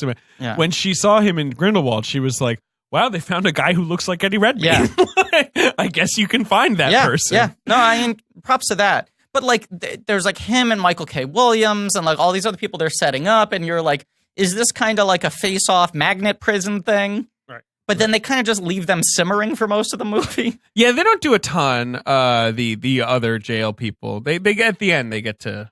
Well, because I want to say, I want to say that Ben is fucking riled at us right now. Yeah, I'm riled. You're riled. So I want to say that when he is going back in time, he cannot manipulate the past. Right. He's only so essentially he is just really like they are looking through him, right, in order to get the information right, to find out where his ancestor hid the the apple. Yes. He hit it with Christopher Columbus. He hit it with Christopher Columbus, which we find out eventually. Right. But I just wanted to make that clear. He left Christopher We know. Columbus 2 things and said, take them to your grave. 1, here's the apple. 2, here's the idea for grandmas. Very good. Too bad he lost in the bracket. I know. But that's the thing, Ben, is the movie is positing, look, if you use the machine, you're not doing this. It already happened. It's being John Malkovich. It's programmed. You're just getting a view. And you're looking at it. You're watching it firsthand. And yes, okay, to use the machine, you do have to mimic what the guy did. You got to punch and stab. You got to jump. And it's taxing for you. But there's no consequence here. It's fine. It's fine. Yeah. And then, of course, the counter to that, which the movie is eventually going to make, is kind of like, no, it gets in your brain. Yeah. And it's fucked up. And do you have control, or like, do they have control? And that's what is playing a video game, right? Well, right. These are the questions it's asking. Right. And the constant moral panic for the last 25, 30 years of do violent video games make people more violent, or do we have violent video games because people have such violent tendencies? There's a need to give them an outlet to get rid of that aggression. Right. You know, it's do violent video games prevent people from being violent in real life? Right. See, I never Or does thought it of neutralize them to the idea of violence because you spend so many hours stabbing someone virtually? This is what I love about this movie. That's what's kind of brilliant about this movie. This is interesting. I never thought of this. Yeah. I never thought of this This before. is what but kind it's of a good turned me take. on. Yeah. Yes. Wow. Yeah. That's where I started going galaxy brain on this It's thing. kind of the, is this cooking with gas thing. Right. Right. Yeah. Because I don't know how else you're supposed to take it all. Why else would it be such a convoluted concept of we put you in the machine and the machine moves you around, and the cycles of otherwise they would just plug into his brain of and the predestined, look, it's the violence just exists there. Yeah, right. We're trying to get rid of it. Their the only whole way to get thing- rid of it is to live in it more. Yeah, exactly. Right. But the thing is then it, of course, Cal is now becoming more proficient It makes you an assassin. It kind of makes you into an assassin because it's training your body. Yeah. Were you always an assassin? Yeah. Right. It's free will.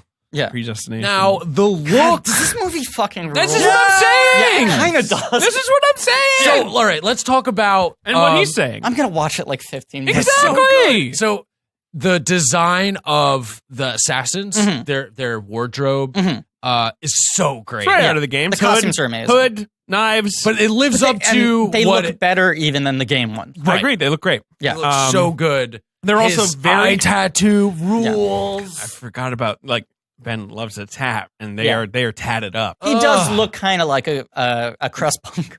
He looks, and I love it that I think that you could plausibly watch this movie and not get that Michael Fassbender is also playing the assassin. Correct. Because he's so shrouded in darkness. Yeah. He's bearded. He's dirty. He's tatted. That you'd be is that just a guy who looked like him? No, that's obviously It's a pretty him. bold move. And that's a thing of the games which I have only played fleetingly, someone hands me a controller and I play it for 15 minutes or whatever. Right. But the games also kind of make it so you can't really see the guy's face. Right. That he sort of becomes this blank that you can superimpose whatever onto. Right.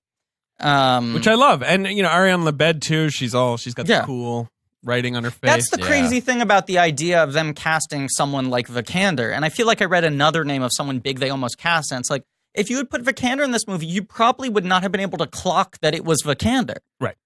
Because I was watching this movie and I was that actress looks familiar, but I can't figure out who she Ariane is. Lebed, baby! Right, yeah. Munn wanted to be in it. Olivia Munn, right, campaigned really hard to get the part. Yeah. Interesting. And Maybe there she was likes the another games big too. young actor who I think, Those are the ones I've got here for you. Okay. But yeah, when we're in the assassin flashback in Spain, there's a lot of Spanish being spoken. Yes. Another bold thing, they're not having people speak English and Spanish. No, the subtitles are nice. I like the font. Yeah. It's insanely confusing. Insanely confusing. Even though the plot itself is actually simple, which is just there's this apple and they need to. It's the same plot, right? But because he's being lifted out and put back in, you're sort of skipping through. So it's got this why are they all being burned at the stake now? You know, it's got that kind of stuff. And I like that it just kind of moves that way. Whereas I think it's sounding like for you guys, you need a little more context. I'm the kind of person where I'm I think I'm Griffin's in the middle here. No, boom. I don't Just need move me to the next thing. I don't need more context. It's just that I literally don't understand something. I can't like process all of what this movie's throwing at me. That's fine. That's fine. Which, like, it's the same thing. You're going to watch it 15 more times. I'm not saying that's a negative. It was the same thing as Primer, where I'm like, I can tell they know exactly what they're doing, and I just can't process it all right now. Mm-hmm. I'm more compelled to go back and watch this again. I want them to make a movie about Michael K. Williams as a voodoo assassin in like 19th century New Orleans, which is his assassin. Yes. Because that's the thing is like everyone in this place, right? When they plug in the animus, they go to wherever they're going, right? And they like, do that sequel setup where Fassbender, the camera's circling around him, and you see all the different Fassbenders. Yes, right.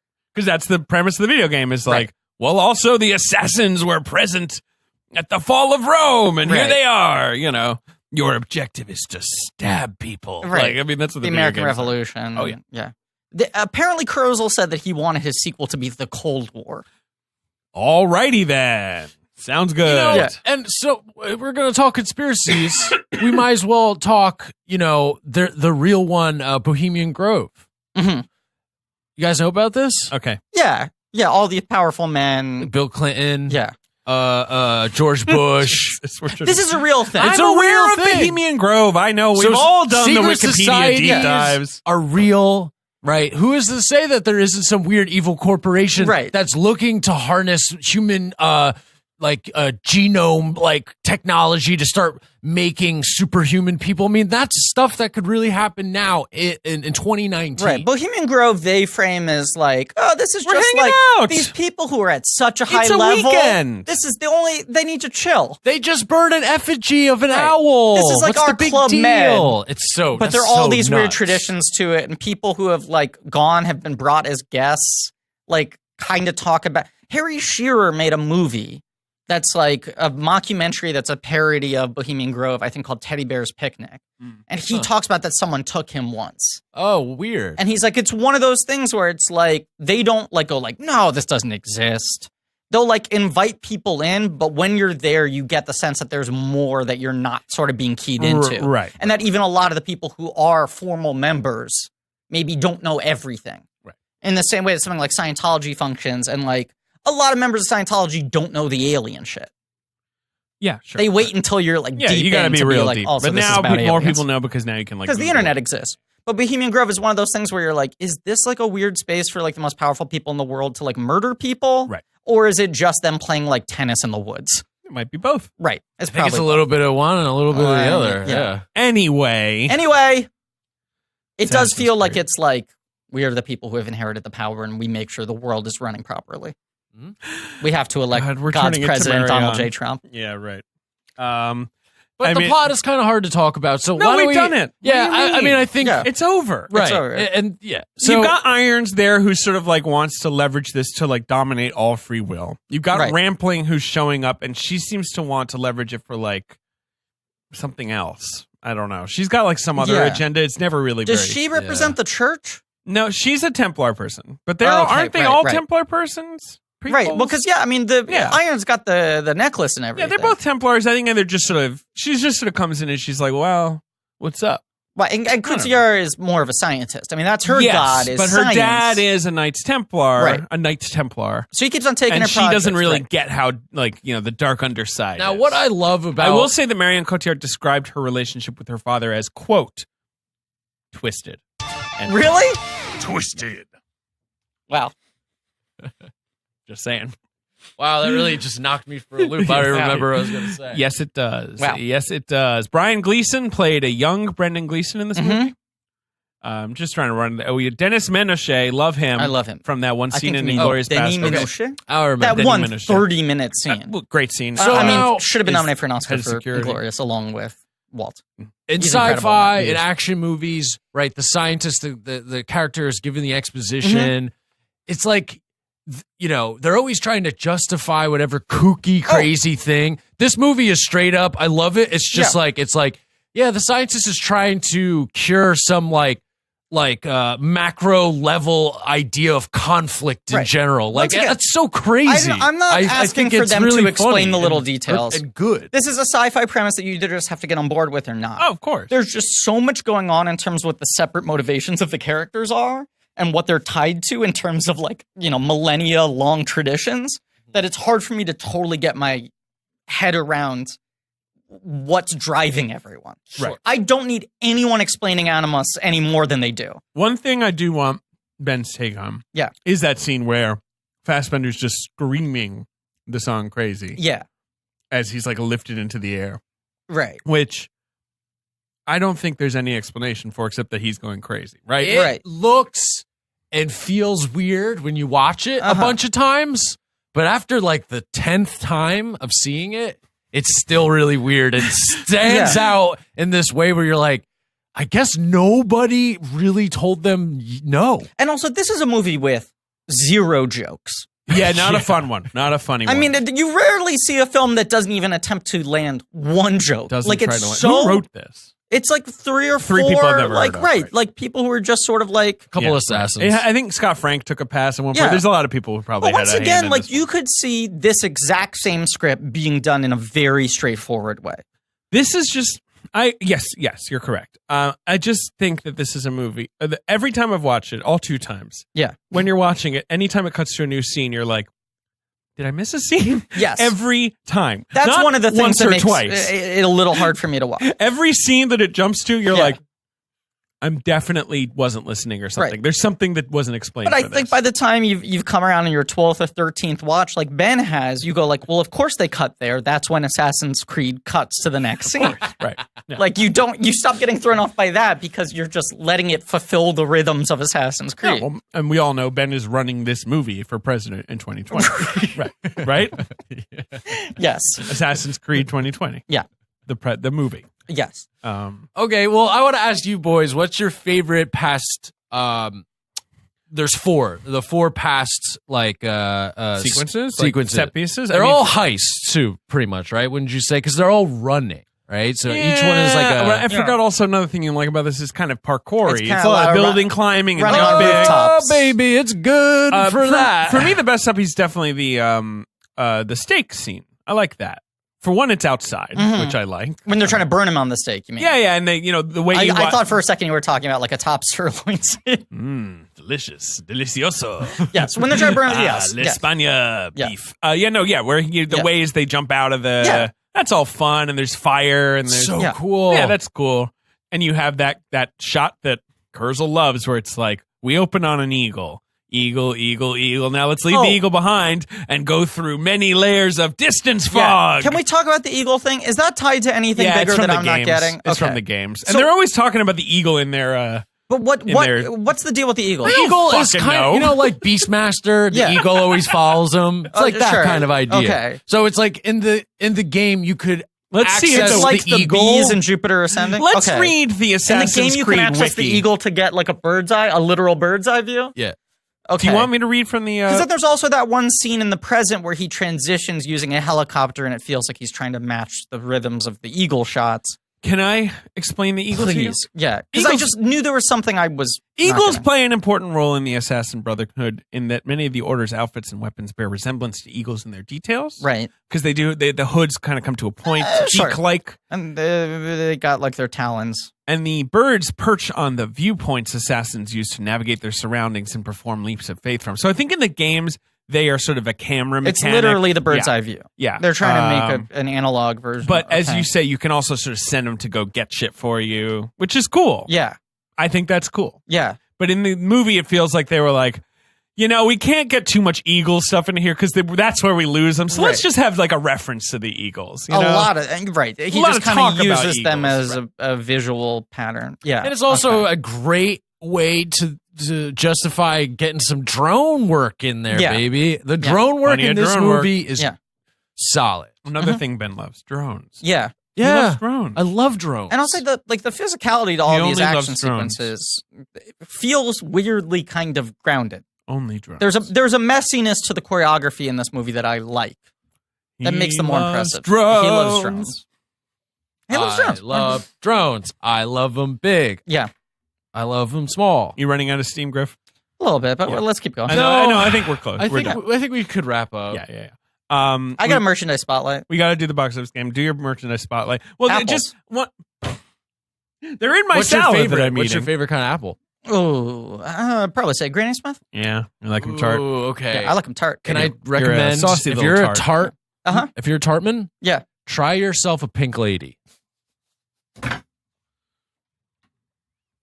Griffin Are you loved that. are you deep on apples now? I know a lot about apples. Apples are good. Braybirds are also great. What? Brayburns can be good, but they, you got to get the right one. Right. They got to be real crisp. My mom is a huge apple fan and like Clearly loves Ben is to go as apple well. picking, Yeah. so I know a lot. Yeah, Well, my dad makes his own jam.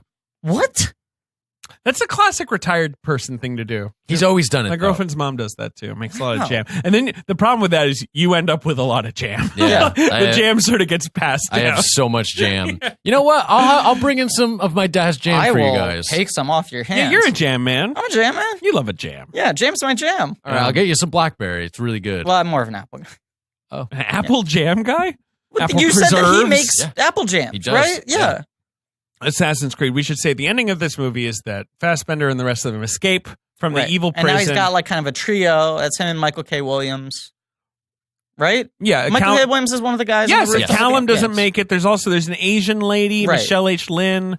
There's some other folks. And they're wearing like hoodies now, present day, and they've Yeah, taken weapons. and they what is kill- also cool is They that kill Irons and steal the apple. yeah. before they join together, right before he joins in with their escape. Yeah.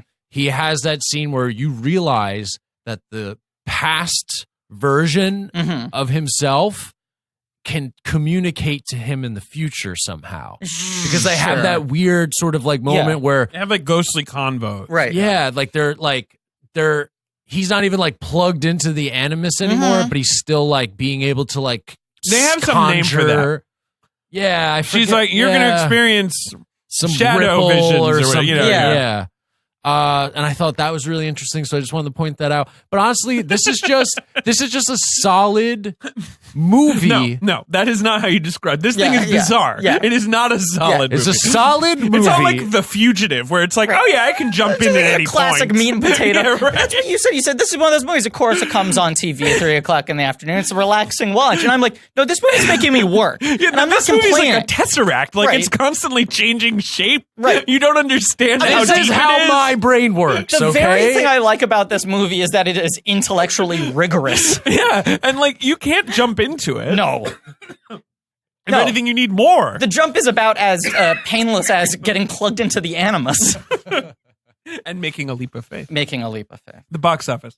Okay. Really, really bad box office. Christmas Yeah. 2016. Yeah. How time passes. I know, just a couple Yeah. of years now. Yeah. We were doing this podcast. Yeah. It opened number 5, 14 million. Right. So this is not. Oh, it's Rogue One? Yeah, I was just going to give you the final totals, though. Right. Rogue Oh, One yeah. is number 1. Yeah. Right. Okay. 54 Uh-huh. domestic, Bad. 240 worldwide, which Okay. is just about acceptable. Right. But they still apparently lost $100 million on this movie with marketing and everything combined. But Ben's, chipping away at that red. I'm contributing. Yeah. I'm telling you, they should make a sequel, and they should set it in. They're What would be like a cool thing I haven't seen from history? they're doing a Netflix anime series. Are they? Oh, really? Yeah. Is it going to be connected to this, or it's just I don't its own- think so. And I would guess it's probably going to be A like little more hack. well, I just think it's going to be a little more like just sort of the fights. And I would assume that it's going to be somewhat of a like every episode's a different time period or something kind of. Right. Okay. That's my guess. I mean, that seems to be the way that all these things are going because it's now like you don't hear a lot of video game movies in active development, and there's more and more like they're doing Witcher for Netflix. Well, that's going to be a big one. Huge one. That one they're sinking A lot. a ton into. Yeah. Number 1 is Rogue One in its second weekend. Yeah. Only dipped 38%, which People is very forget strong. that that's like one of the 10 highest grossing movies of all time. Such a huge movie. Humongous. Let's see where it actually Hey, is. and while 11. he's doing that, So it just got knocked. Genghis Yeah. Khan Mm-hmm. sequel. You want the sequel to be Genghis Khan. We have to assassinate Genghis Khan. Do you know what knocked it out?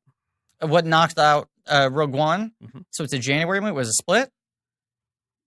No, all time. Oh! What knocked it out all time Of the from top 10 10. to 11? Incredibles. Correct. Yeah. Hey, did you know that It's a just funny lot that of that's in the top. Incredibles a lot of too, yeah. people share genetics with Genghis Khan? Yeah. He Yes. made love to so many people. Dude, fuck. Yeah, he made love to them. That's what he was doing. Definitely every time it was Love is definitely a definitely love the making emotion I scenario, would right? That's a guy who made hate. Sure. He hate fucked his way across the globe. Number 2 is a film that past He and left future. it. Griffin's face is half tilted and sort of meh. He left it all on the bed, Um, and it was not kind. No good, very bad. Don't do it. Don't be Genghis Khan. Can I use my platform for a second to say this? David, Guys- let him use his Guys, platform. what are you thinking? Don't be Genghis Khan. Gongus? Genghis Khan, don't do it. What about Kublai Khan? Like don't do Benedict Wong. Do it. Okay. Yeah. Koopa Troopa, do it.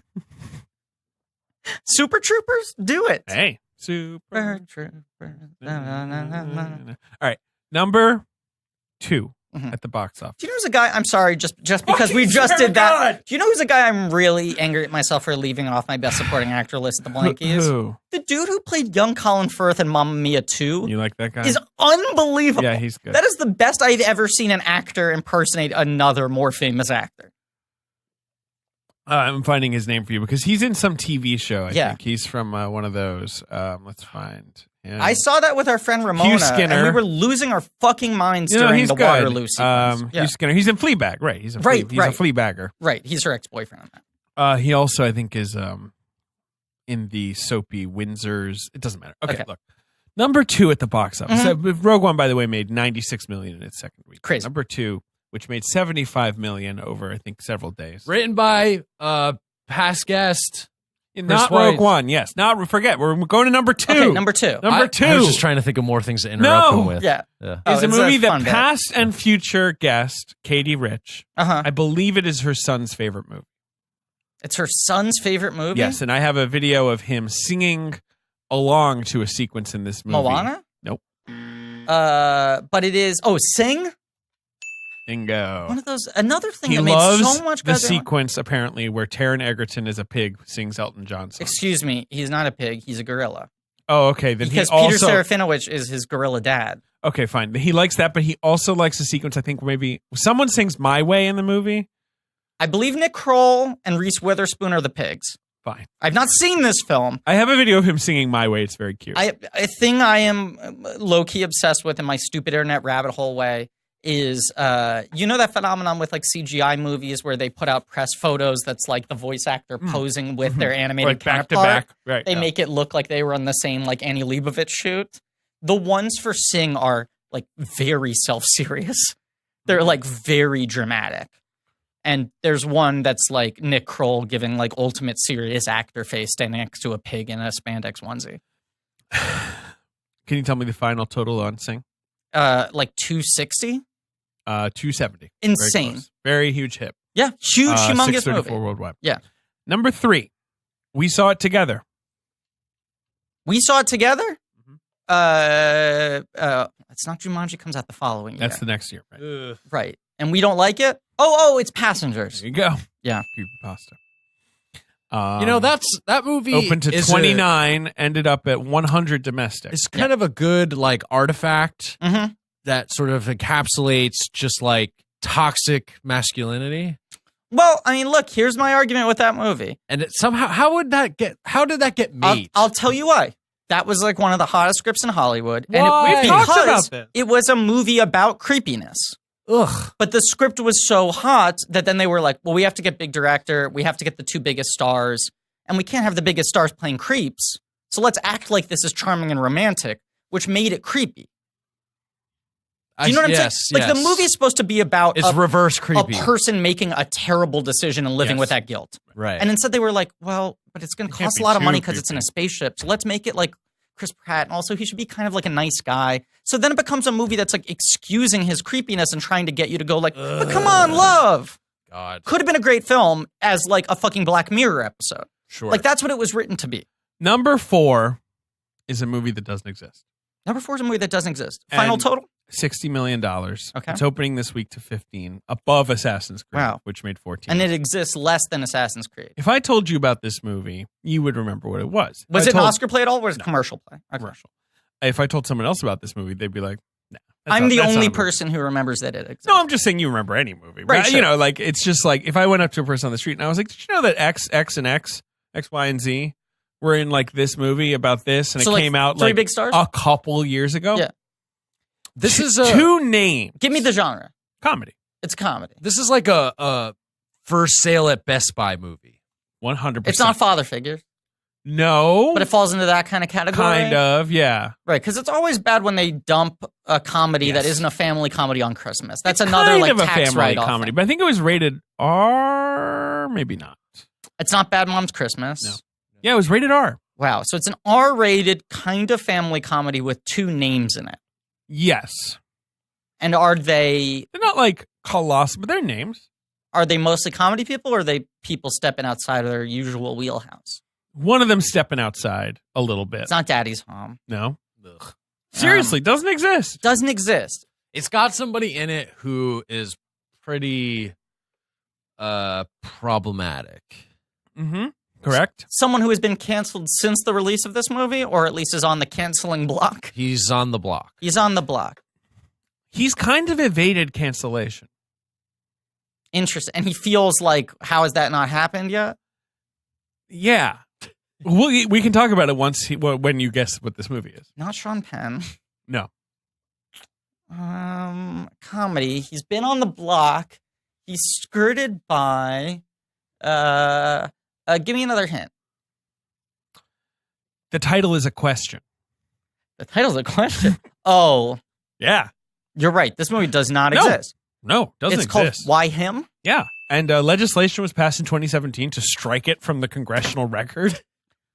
It was thrown out of the Library of Congress. Jonah Hill weirdly has a story by credit on that movie. I think it must have been some movie they had developed for him long ago, Yeah. maybe. You know what I mean? Yeah. Because it's Bryan Cranston's the dad. Right. Zoe Deutsch, I believe, is the daughter. Right, Zoe Deutsch, who was like 20 at the time Very of young. filming. And it's like, what if your daughter dated James Franco? Yeah. And he's kind of like a, I don't know, idiot. Like, I don't even know what his deal is. He's Right, like a it's- stoner. Yeah. It's like Meet the He, like, Parents has a from the tank side top. of the dad, where Sure. it's like, what if the nightmare was your daughter was dating? But it's rated R. Yeah, that's a weird. But doesn't fucking it feel like some movie that they were ordering the same time as The Sitter, and then it Yes. just kind of got like, tossed over? Yeah. I obviously was- haven't right. seen it. Right. It's a Hamburg movie. People forget also that like Jonah Hill kind of like took a while after Superbad to make another vehicle. Like he clearly was a guy who was like turning down a lot of obvious vehicles. Right. And right, studios right. wanted him to make more R-rated comedies. Yeah. So I think he developed a lot of half premises. Right. Because he doesn't really like star in a comedy between Superbad and Get Him to the Greek. Huh. Which at that point it's like 3 years. Yeah. And then he doesn't have another good comedy until 21 Jump Street. So it was like either he'd take a Yeah. supporting part in something, or he would do like Yeah, he does a lot of supporting parts. Cyrus. Or he does like Cyrus. Like either be a small movie and he was a big part, or he like Yeah. shows up for a scene in an Apatow. He did get him to the Greek, though. That was the one I'm saying. That was like, he was like, I turned down all these big comedies they offered me because I want to develop my own thing. But And Get the- to the Greek was like, you waited for that one, But and wasn't- then he gets his groove. Right. The Sitter comes out in 11, but Right. wasn't it supposed to come out earlier? I don't remember. That was supposed to be like, yeah, one of his big follow-ups. yeah. Sitter was another one where like, I remember reading that script and being like, this is amazing. This is an incredible Blacklist script. And it's one of those things where you're like, it kind of only works as a writing sample and you can't really make it. Yeah. Like it's funny on paper to just imagine an adult saying those things to kids. And Why? then once you actually put it on screen, you're like, this makes me uncomfortable. because your sister auditioned for it. We Yeah, my talked sister about got very close. I It was know, down to we talked her, about it, the yeah. girl who got the part, and Teresa Gadise's daughter from Real it. Housewives Yeah, of New we Jersey. talked about this. Yeah. Yes. And Romley was not an actor, but she somehow got very close to getting that part. Some other movies, we got Moana, as you mentioned. We got Fences. Uh-huh. La La Land. What a weird time. La La Land made 120? $151 million Wow. Should I domestic. see it? 440. Yeah, it's a great movie.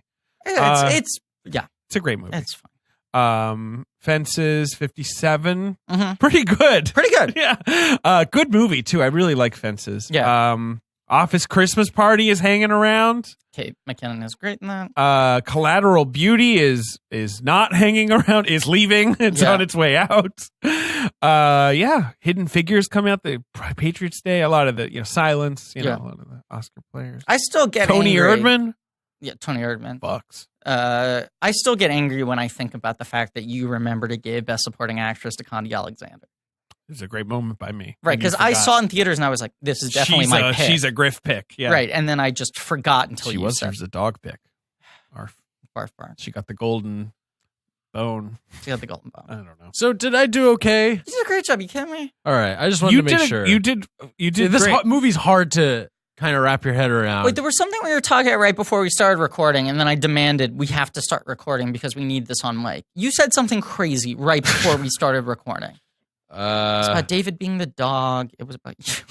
Do you remember this? I remember that he says that it wasn't about this movie. So in high school, yes, my high school, we didn't have. David was talking about speaking foreign languages because you wanted us Spanish. We wanted us to read the whole paragraph in Spanish, right? And we said we don't really speak Spanish. And then I said in my school we didn't have any foreign languages. They didn't teach foreign languages. They just had a swearing class. Okay, thank you all for listening. Please remember to rate, review, subscribe. Thanks to Anne Fergudo for our social media, Pat Reynolds and Joe Bowen for our artwork. Thanks to Lee Montgomery for our theme song. Thanks to Ben for hosting the show. Ben's choice. Thanks for letting me do it, guys. What's your next choice? King Ralph. Well, I don't know. Maybe King Ralph. Yeah. See, the thing is, though, is that now I feel like scumbummery is my thing. Uh-huh. And so I feel like maybe it's a scumbum flick. It's the only thing is the balance of will we maybe Such cover. as? Such as? I mean, High Time. High Time? Good Time. Oh, Good Time. I thought high because I got high when I saw it. That movie, you were never really there. Here. Whatever. Where? You know what? I don't know if you heard, but the movie has The Mend right now. You should watch The Mend. The Mend? Yeah. What's The Mend? The John Maygrave movie. I don't think I know this movie. Really? Yeah. What movie is this? Josh Lucas. Yes. Sorry. Yes. No, you Great would love that scumbum film. movie. Why was I not? I don't know. Yes, I forgot that movie is called that. The Mend. You should watch that. Okay. Yeah. But we'll see. I only do these every once in a while, so it'll probably be a ways from now. Speaking of, though, I'm sure we already did, but should we announce what next week is? Oh, that's a good question. Yes. Is it a burger report? No, it's very serious. It's been a long time since we did a burger report. Yeah, they stopped coming in.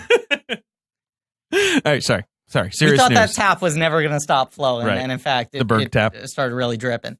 David, I have a very important news update, which is why we had to interrupt. Hit me. Oh, This we got to episode read we it. recorded We got weeks to ago. read the sheet here.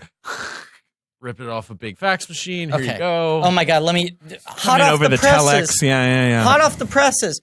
We're on the case. That's right. And next week is going to be a very special episode on the man himself, Detective Pikachu. Pika. Pika. So grab your coffee mugs.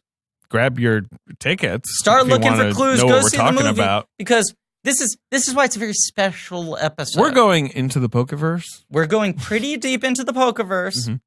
Mhm. Benji Salmon, Yep, Dan Hernandez. that's right. Screenwriters of Detective Pikachu Correct. on the show are going to tell us how the Pika sausage is made. Yeah. Sometimes people ask us, because we were connoisseurs of context, how we know all this stuff. They ask us questions, why didn't you weigh in on this? We don't know the answers to other things. So we're trying to get some context. We're trying to get some Hot context. tap of context. Hot tap of context for Detective Pikachu. Yep. So now we're going to take you out of the future and drop you back into your regular episode. Here is where we announce the next 2 miniseries. You want to announce both right now? Yeah, I think we should because I think people need time to prepare. And also, no one's guessed either of these, so it's going to blow their minds. But don't you think so? Don't you think people need time to prepare? Yeah. Okay. The second one especially. Yeah. Take it away, David. Oh, you want me to take it away? I mean, these are kind of more your guys. Well, no, wait a second. Well, they are my... Okay, look. Well, next... I just want to give you the pleasure of announcing them. I'm not saying, like, they're yours, take care of it. I'm saying, like, be gleeful. I mean... These are two guys you want to talk about. Yeah. Yeah. I mean, this is my guy. Michael Mann, the great Michael Mann, the great American filmmaker of my life. The best one. He's the best one. You challenging me? No, I'm saying he's my Burton. I'm letting which you we've say talked this about. for this reason. All right. Is who we're doing next. We're doing Michael Mann. I've wanted to do him since we started this, I guess. Right, and there have been production delays and budget conflicts. Right, exactly. An intimate, drama suddenly costs $150 million for some reason. Right. Somehow every episode of this miniseries has ballooned to $200 million in 9 months of filming. And Ben has had to re-edit each episode 6 times. Hates each other, right? Yeah. And we keep disagreeing on which '80s cover should be the theme of this sort of wordless action sequence in the middle of our episode. Every week, the previous episodes of this miniseries will be re-released in radically different cuts. Yeah. Where we're changing the order. We're going to have to talk about that because some of these director's cuts must be avoided at all costs. Right. Miami Vice is the one. Don't watch the director's cut. Terrible. Interesting. Ruins the movie. Interesting. No, it's an unruinable movie, but no, the director's cut is worse. It is going to make this miniseries tricky because it's like he keeps on futzing with these movies. Yeah, I mean, Miami Vice is the one he futzes with the most. He will always he'll add 8 more seconds to every so often. Yeah, but they're all very similar. Okay. But yeah, Michael Mann. The Ali, I haven't seen that expanded. Yeah, neither have I. Yeah, and of course, then Black Hat, which we're doing a lot of investigative work on. Just how deep we can go on its director's cut. Yeah, we want. Oh my God, it's going to be so good. You got to wear the hat, folks. Men, we're going to be men. Okay, well, we need a title. Oh, for the miniseries? Yeah. Yeah, I mean, the cast of the Podhekins feels a little tasteless. Yes, but the problem is so many of his other titles are one word.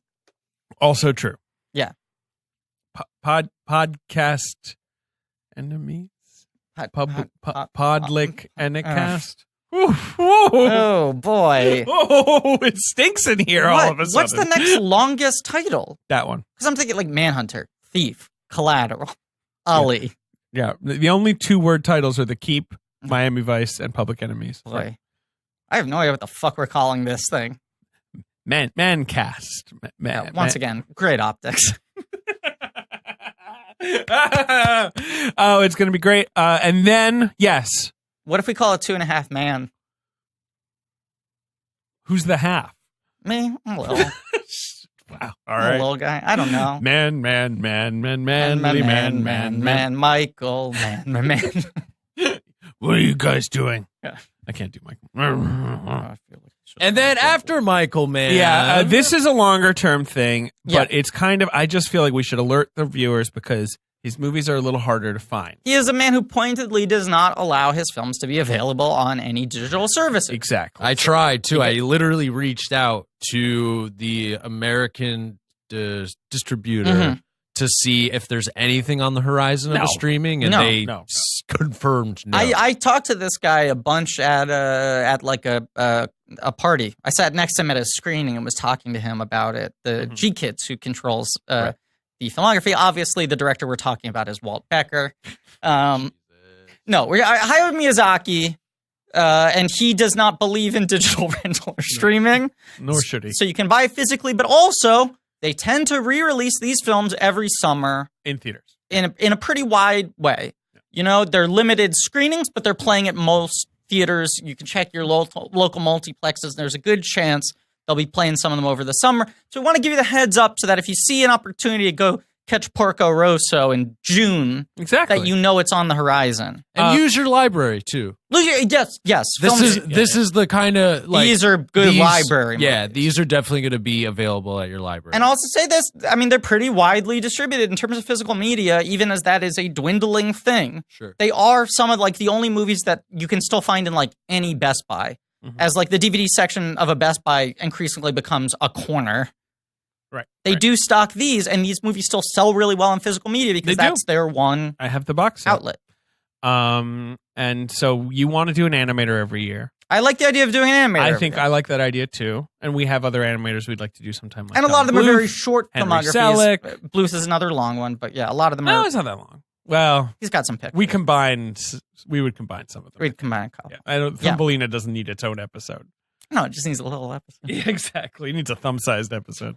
Musker and Clements we could do. Yeah. Takahata we could do. Yeah. Who's a very short film. Well, I'm really excited to do this because I know nothing about anime. I've actually literally never seen an anime movie before. I've only seen 2 of his films. Which one? Spirited Away and Totoro. I am admittedly a neophyte. This is going to be fun. And I've never been able to fully get on board. But I haven't tried watching his films in a very long time, and I know I'm in the wrong, and I want to be educated. Yeah. So that is our future plan. So now you can stop guessing. Now you can stop guessing. Those are the next 2 directors. Then after that, we do whoever won the bracket, who is Jonathan Demme. Of course. Yes, we knew all along. I honestly, I didn't see that coming. That Demme would win. Yeah. Well, I mean, and of course, the current ratio between the U.S. dollar and the euro is €1 equals 1.13 United States dollar. Well, now you're just giving me more work to do. Yeah, that's right. I wanted you to just look up what the front page of the New York Times was in May 11th, 1912, and it was Boat disaster. And I'm glad that we all learned that. and of course, at the time we're recording this, of course we're recording this right when it's about to come out. The most insane thing that Donald Trump tweeted that day was, Had a long and very good conversation with President Putin of Russia. As I have always said, long before the witch hunt started, getting along with Russia, China, and everyone is a good thing, not a bad thing. We discussed trade, Venezuela, Ukraine, North Korea, nuclear arms control, and even the Russian hoax. Very productive talk. Wow. What a piece of trash. Is there any more we want to do? number 1 at the domestic box office is Pokemon, Detective Pikachu, Top selling Apple is Gala apples. oh boy. All right. sometimes you get the choice, but The choice chooses you. yeah, I don't know, whatever. Whatever. Yeah, so Man Miyazaki. Man Miyazaki, will it top this Assassin's Creed episode? Likely not. Probably not. Untoppable. Untoppable. But no, it'll be so good. Oh my God, Michael Mann. You're excited. I am excited. I'm just genuinely going crazy now trying to think how we name this miniseries. Because I I know. think we might have to fully break format. I mean, Michael Mann's name doesn't work cleanly with podcasts. No. So it's like, is it something where we come up with another man pun? Because I don't know if any of the titles work either. Like, do we call it like Man of the House or something? But then it's like, then we're losing the podcast thing. Podcast Vice. I'm getting so stressed out trying to figure out how to do this. Podcast Hunter. What about podcast lateral? That doesn't work. I mean, it's not a word. Like, it doesn't like even resemble. Well, hey, buddy, I hate to tell you this. It might not be a word. Podcast, Whatever we end up but, calling Podcast it might not be a word. Hunter is pretty solid, actually. Podcast Hunter is one word. So it's sort of funny. I don't know if I agree with that. I think everything I just said is true. I mean, I'm not laughing. I'm laughing. You're laughing. The yeah. Podkeep. The pod. I mean, what the podcaster What's that? insider? I don't know. Yeah, right. Yeah, Miami Podcast. Black hat. What do we call Maybe it's just Miami Podcast. it? Maybe it's just literally Miami called Miami Pod. Podami Vicecast. Like Yeah. we could do like sort of the more old fashioned where we would just sort of splooge the words in. Yeah. All right. I don't know. You're losing your mind right now. Thank you all for listening. I Yeah. said all the other stuff before, and then now I'm going to continue. Media res. Right. Go to Reddit, blankies.reddit.com for some real nerdy shit. Go to T-Public for some real nerdy shirts. Go to the Patreon, subscribe to Blank Check, special features. Yep. And as always, Yeah. we didn't discuss it in the episode, so we should just mention that there is a horrifying section of Michael Fassbender's Wikipedia based around a restraining order filed against him by an ex-girlfriend who claims that he committed horrible acts of violence against her. But I just think we should mention that so that the episode ends strong and everyone walks away having a good time. Yeah. No, she alleges some terrible things. Yeah. It's bad. Really bad. Yep. No, I mean, right. Damn it. Yeah. I'm actually not even remembering. Yeah, she filed a restraining order against him. And, That's really, really awful. But go buy some apples.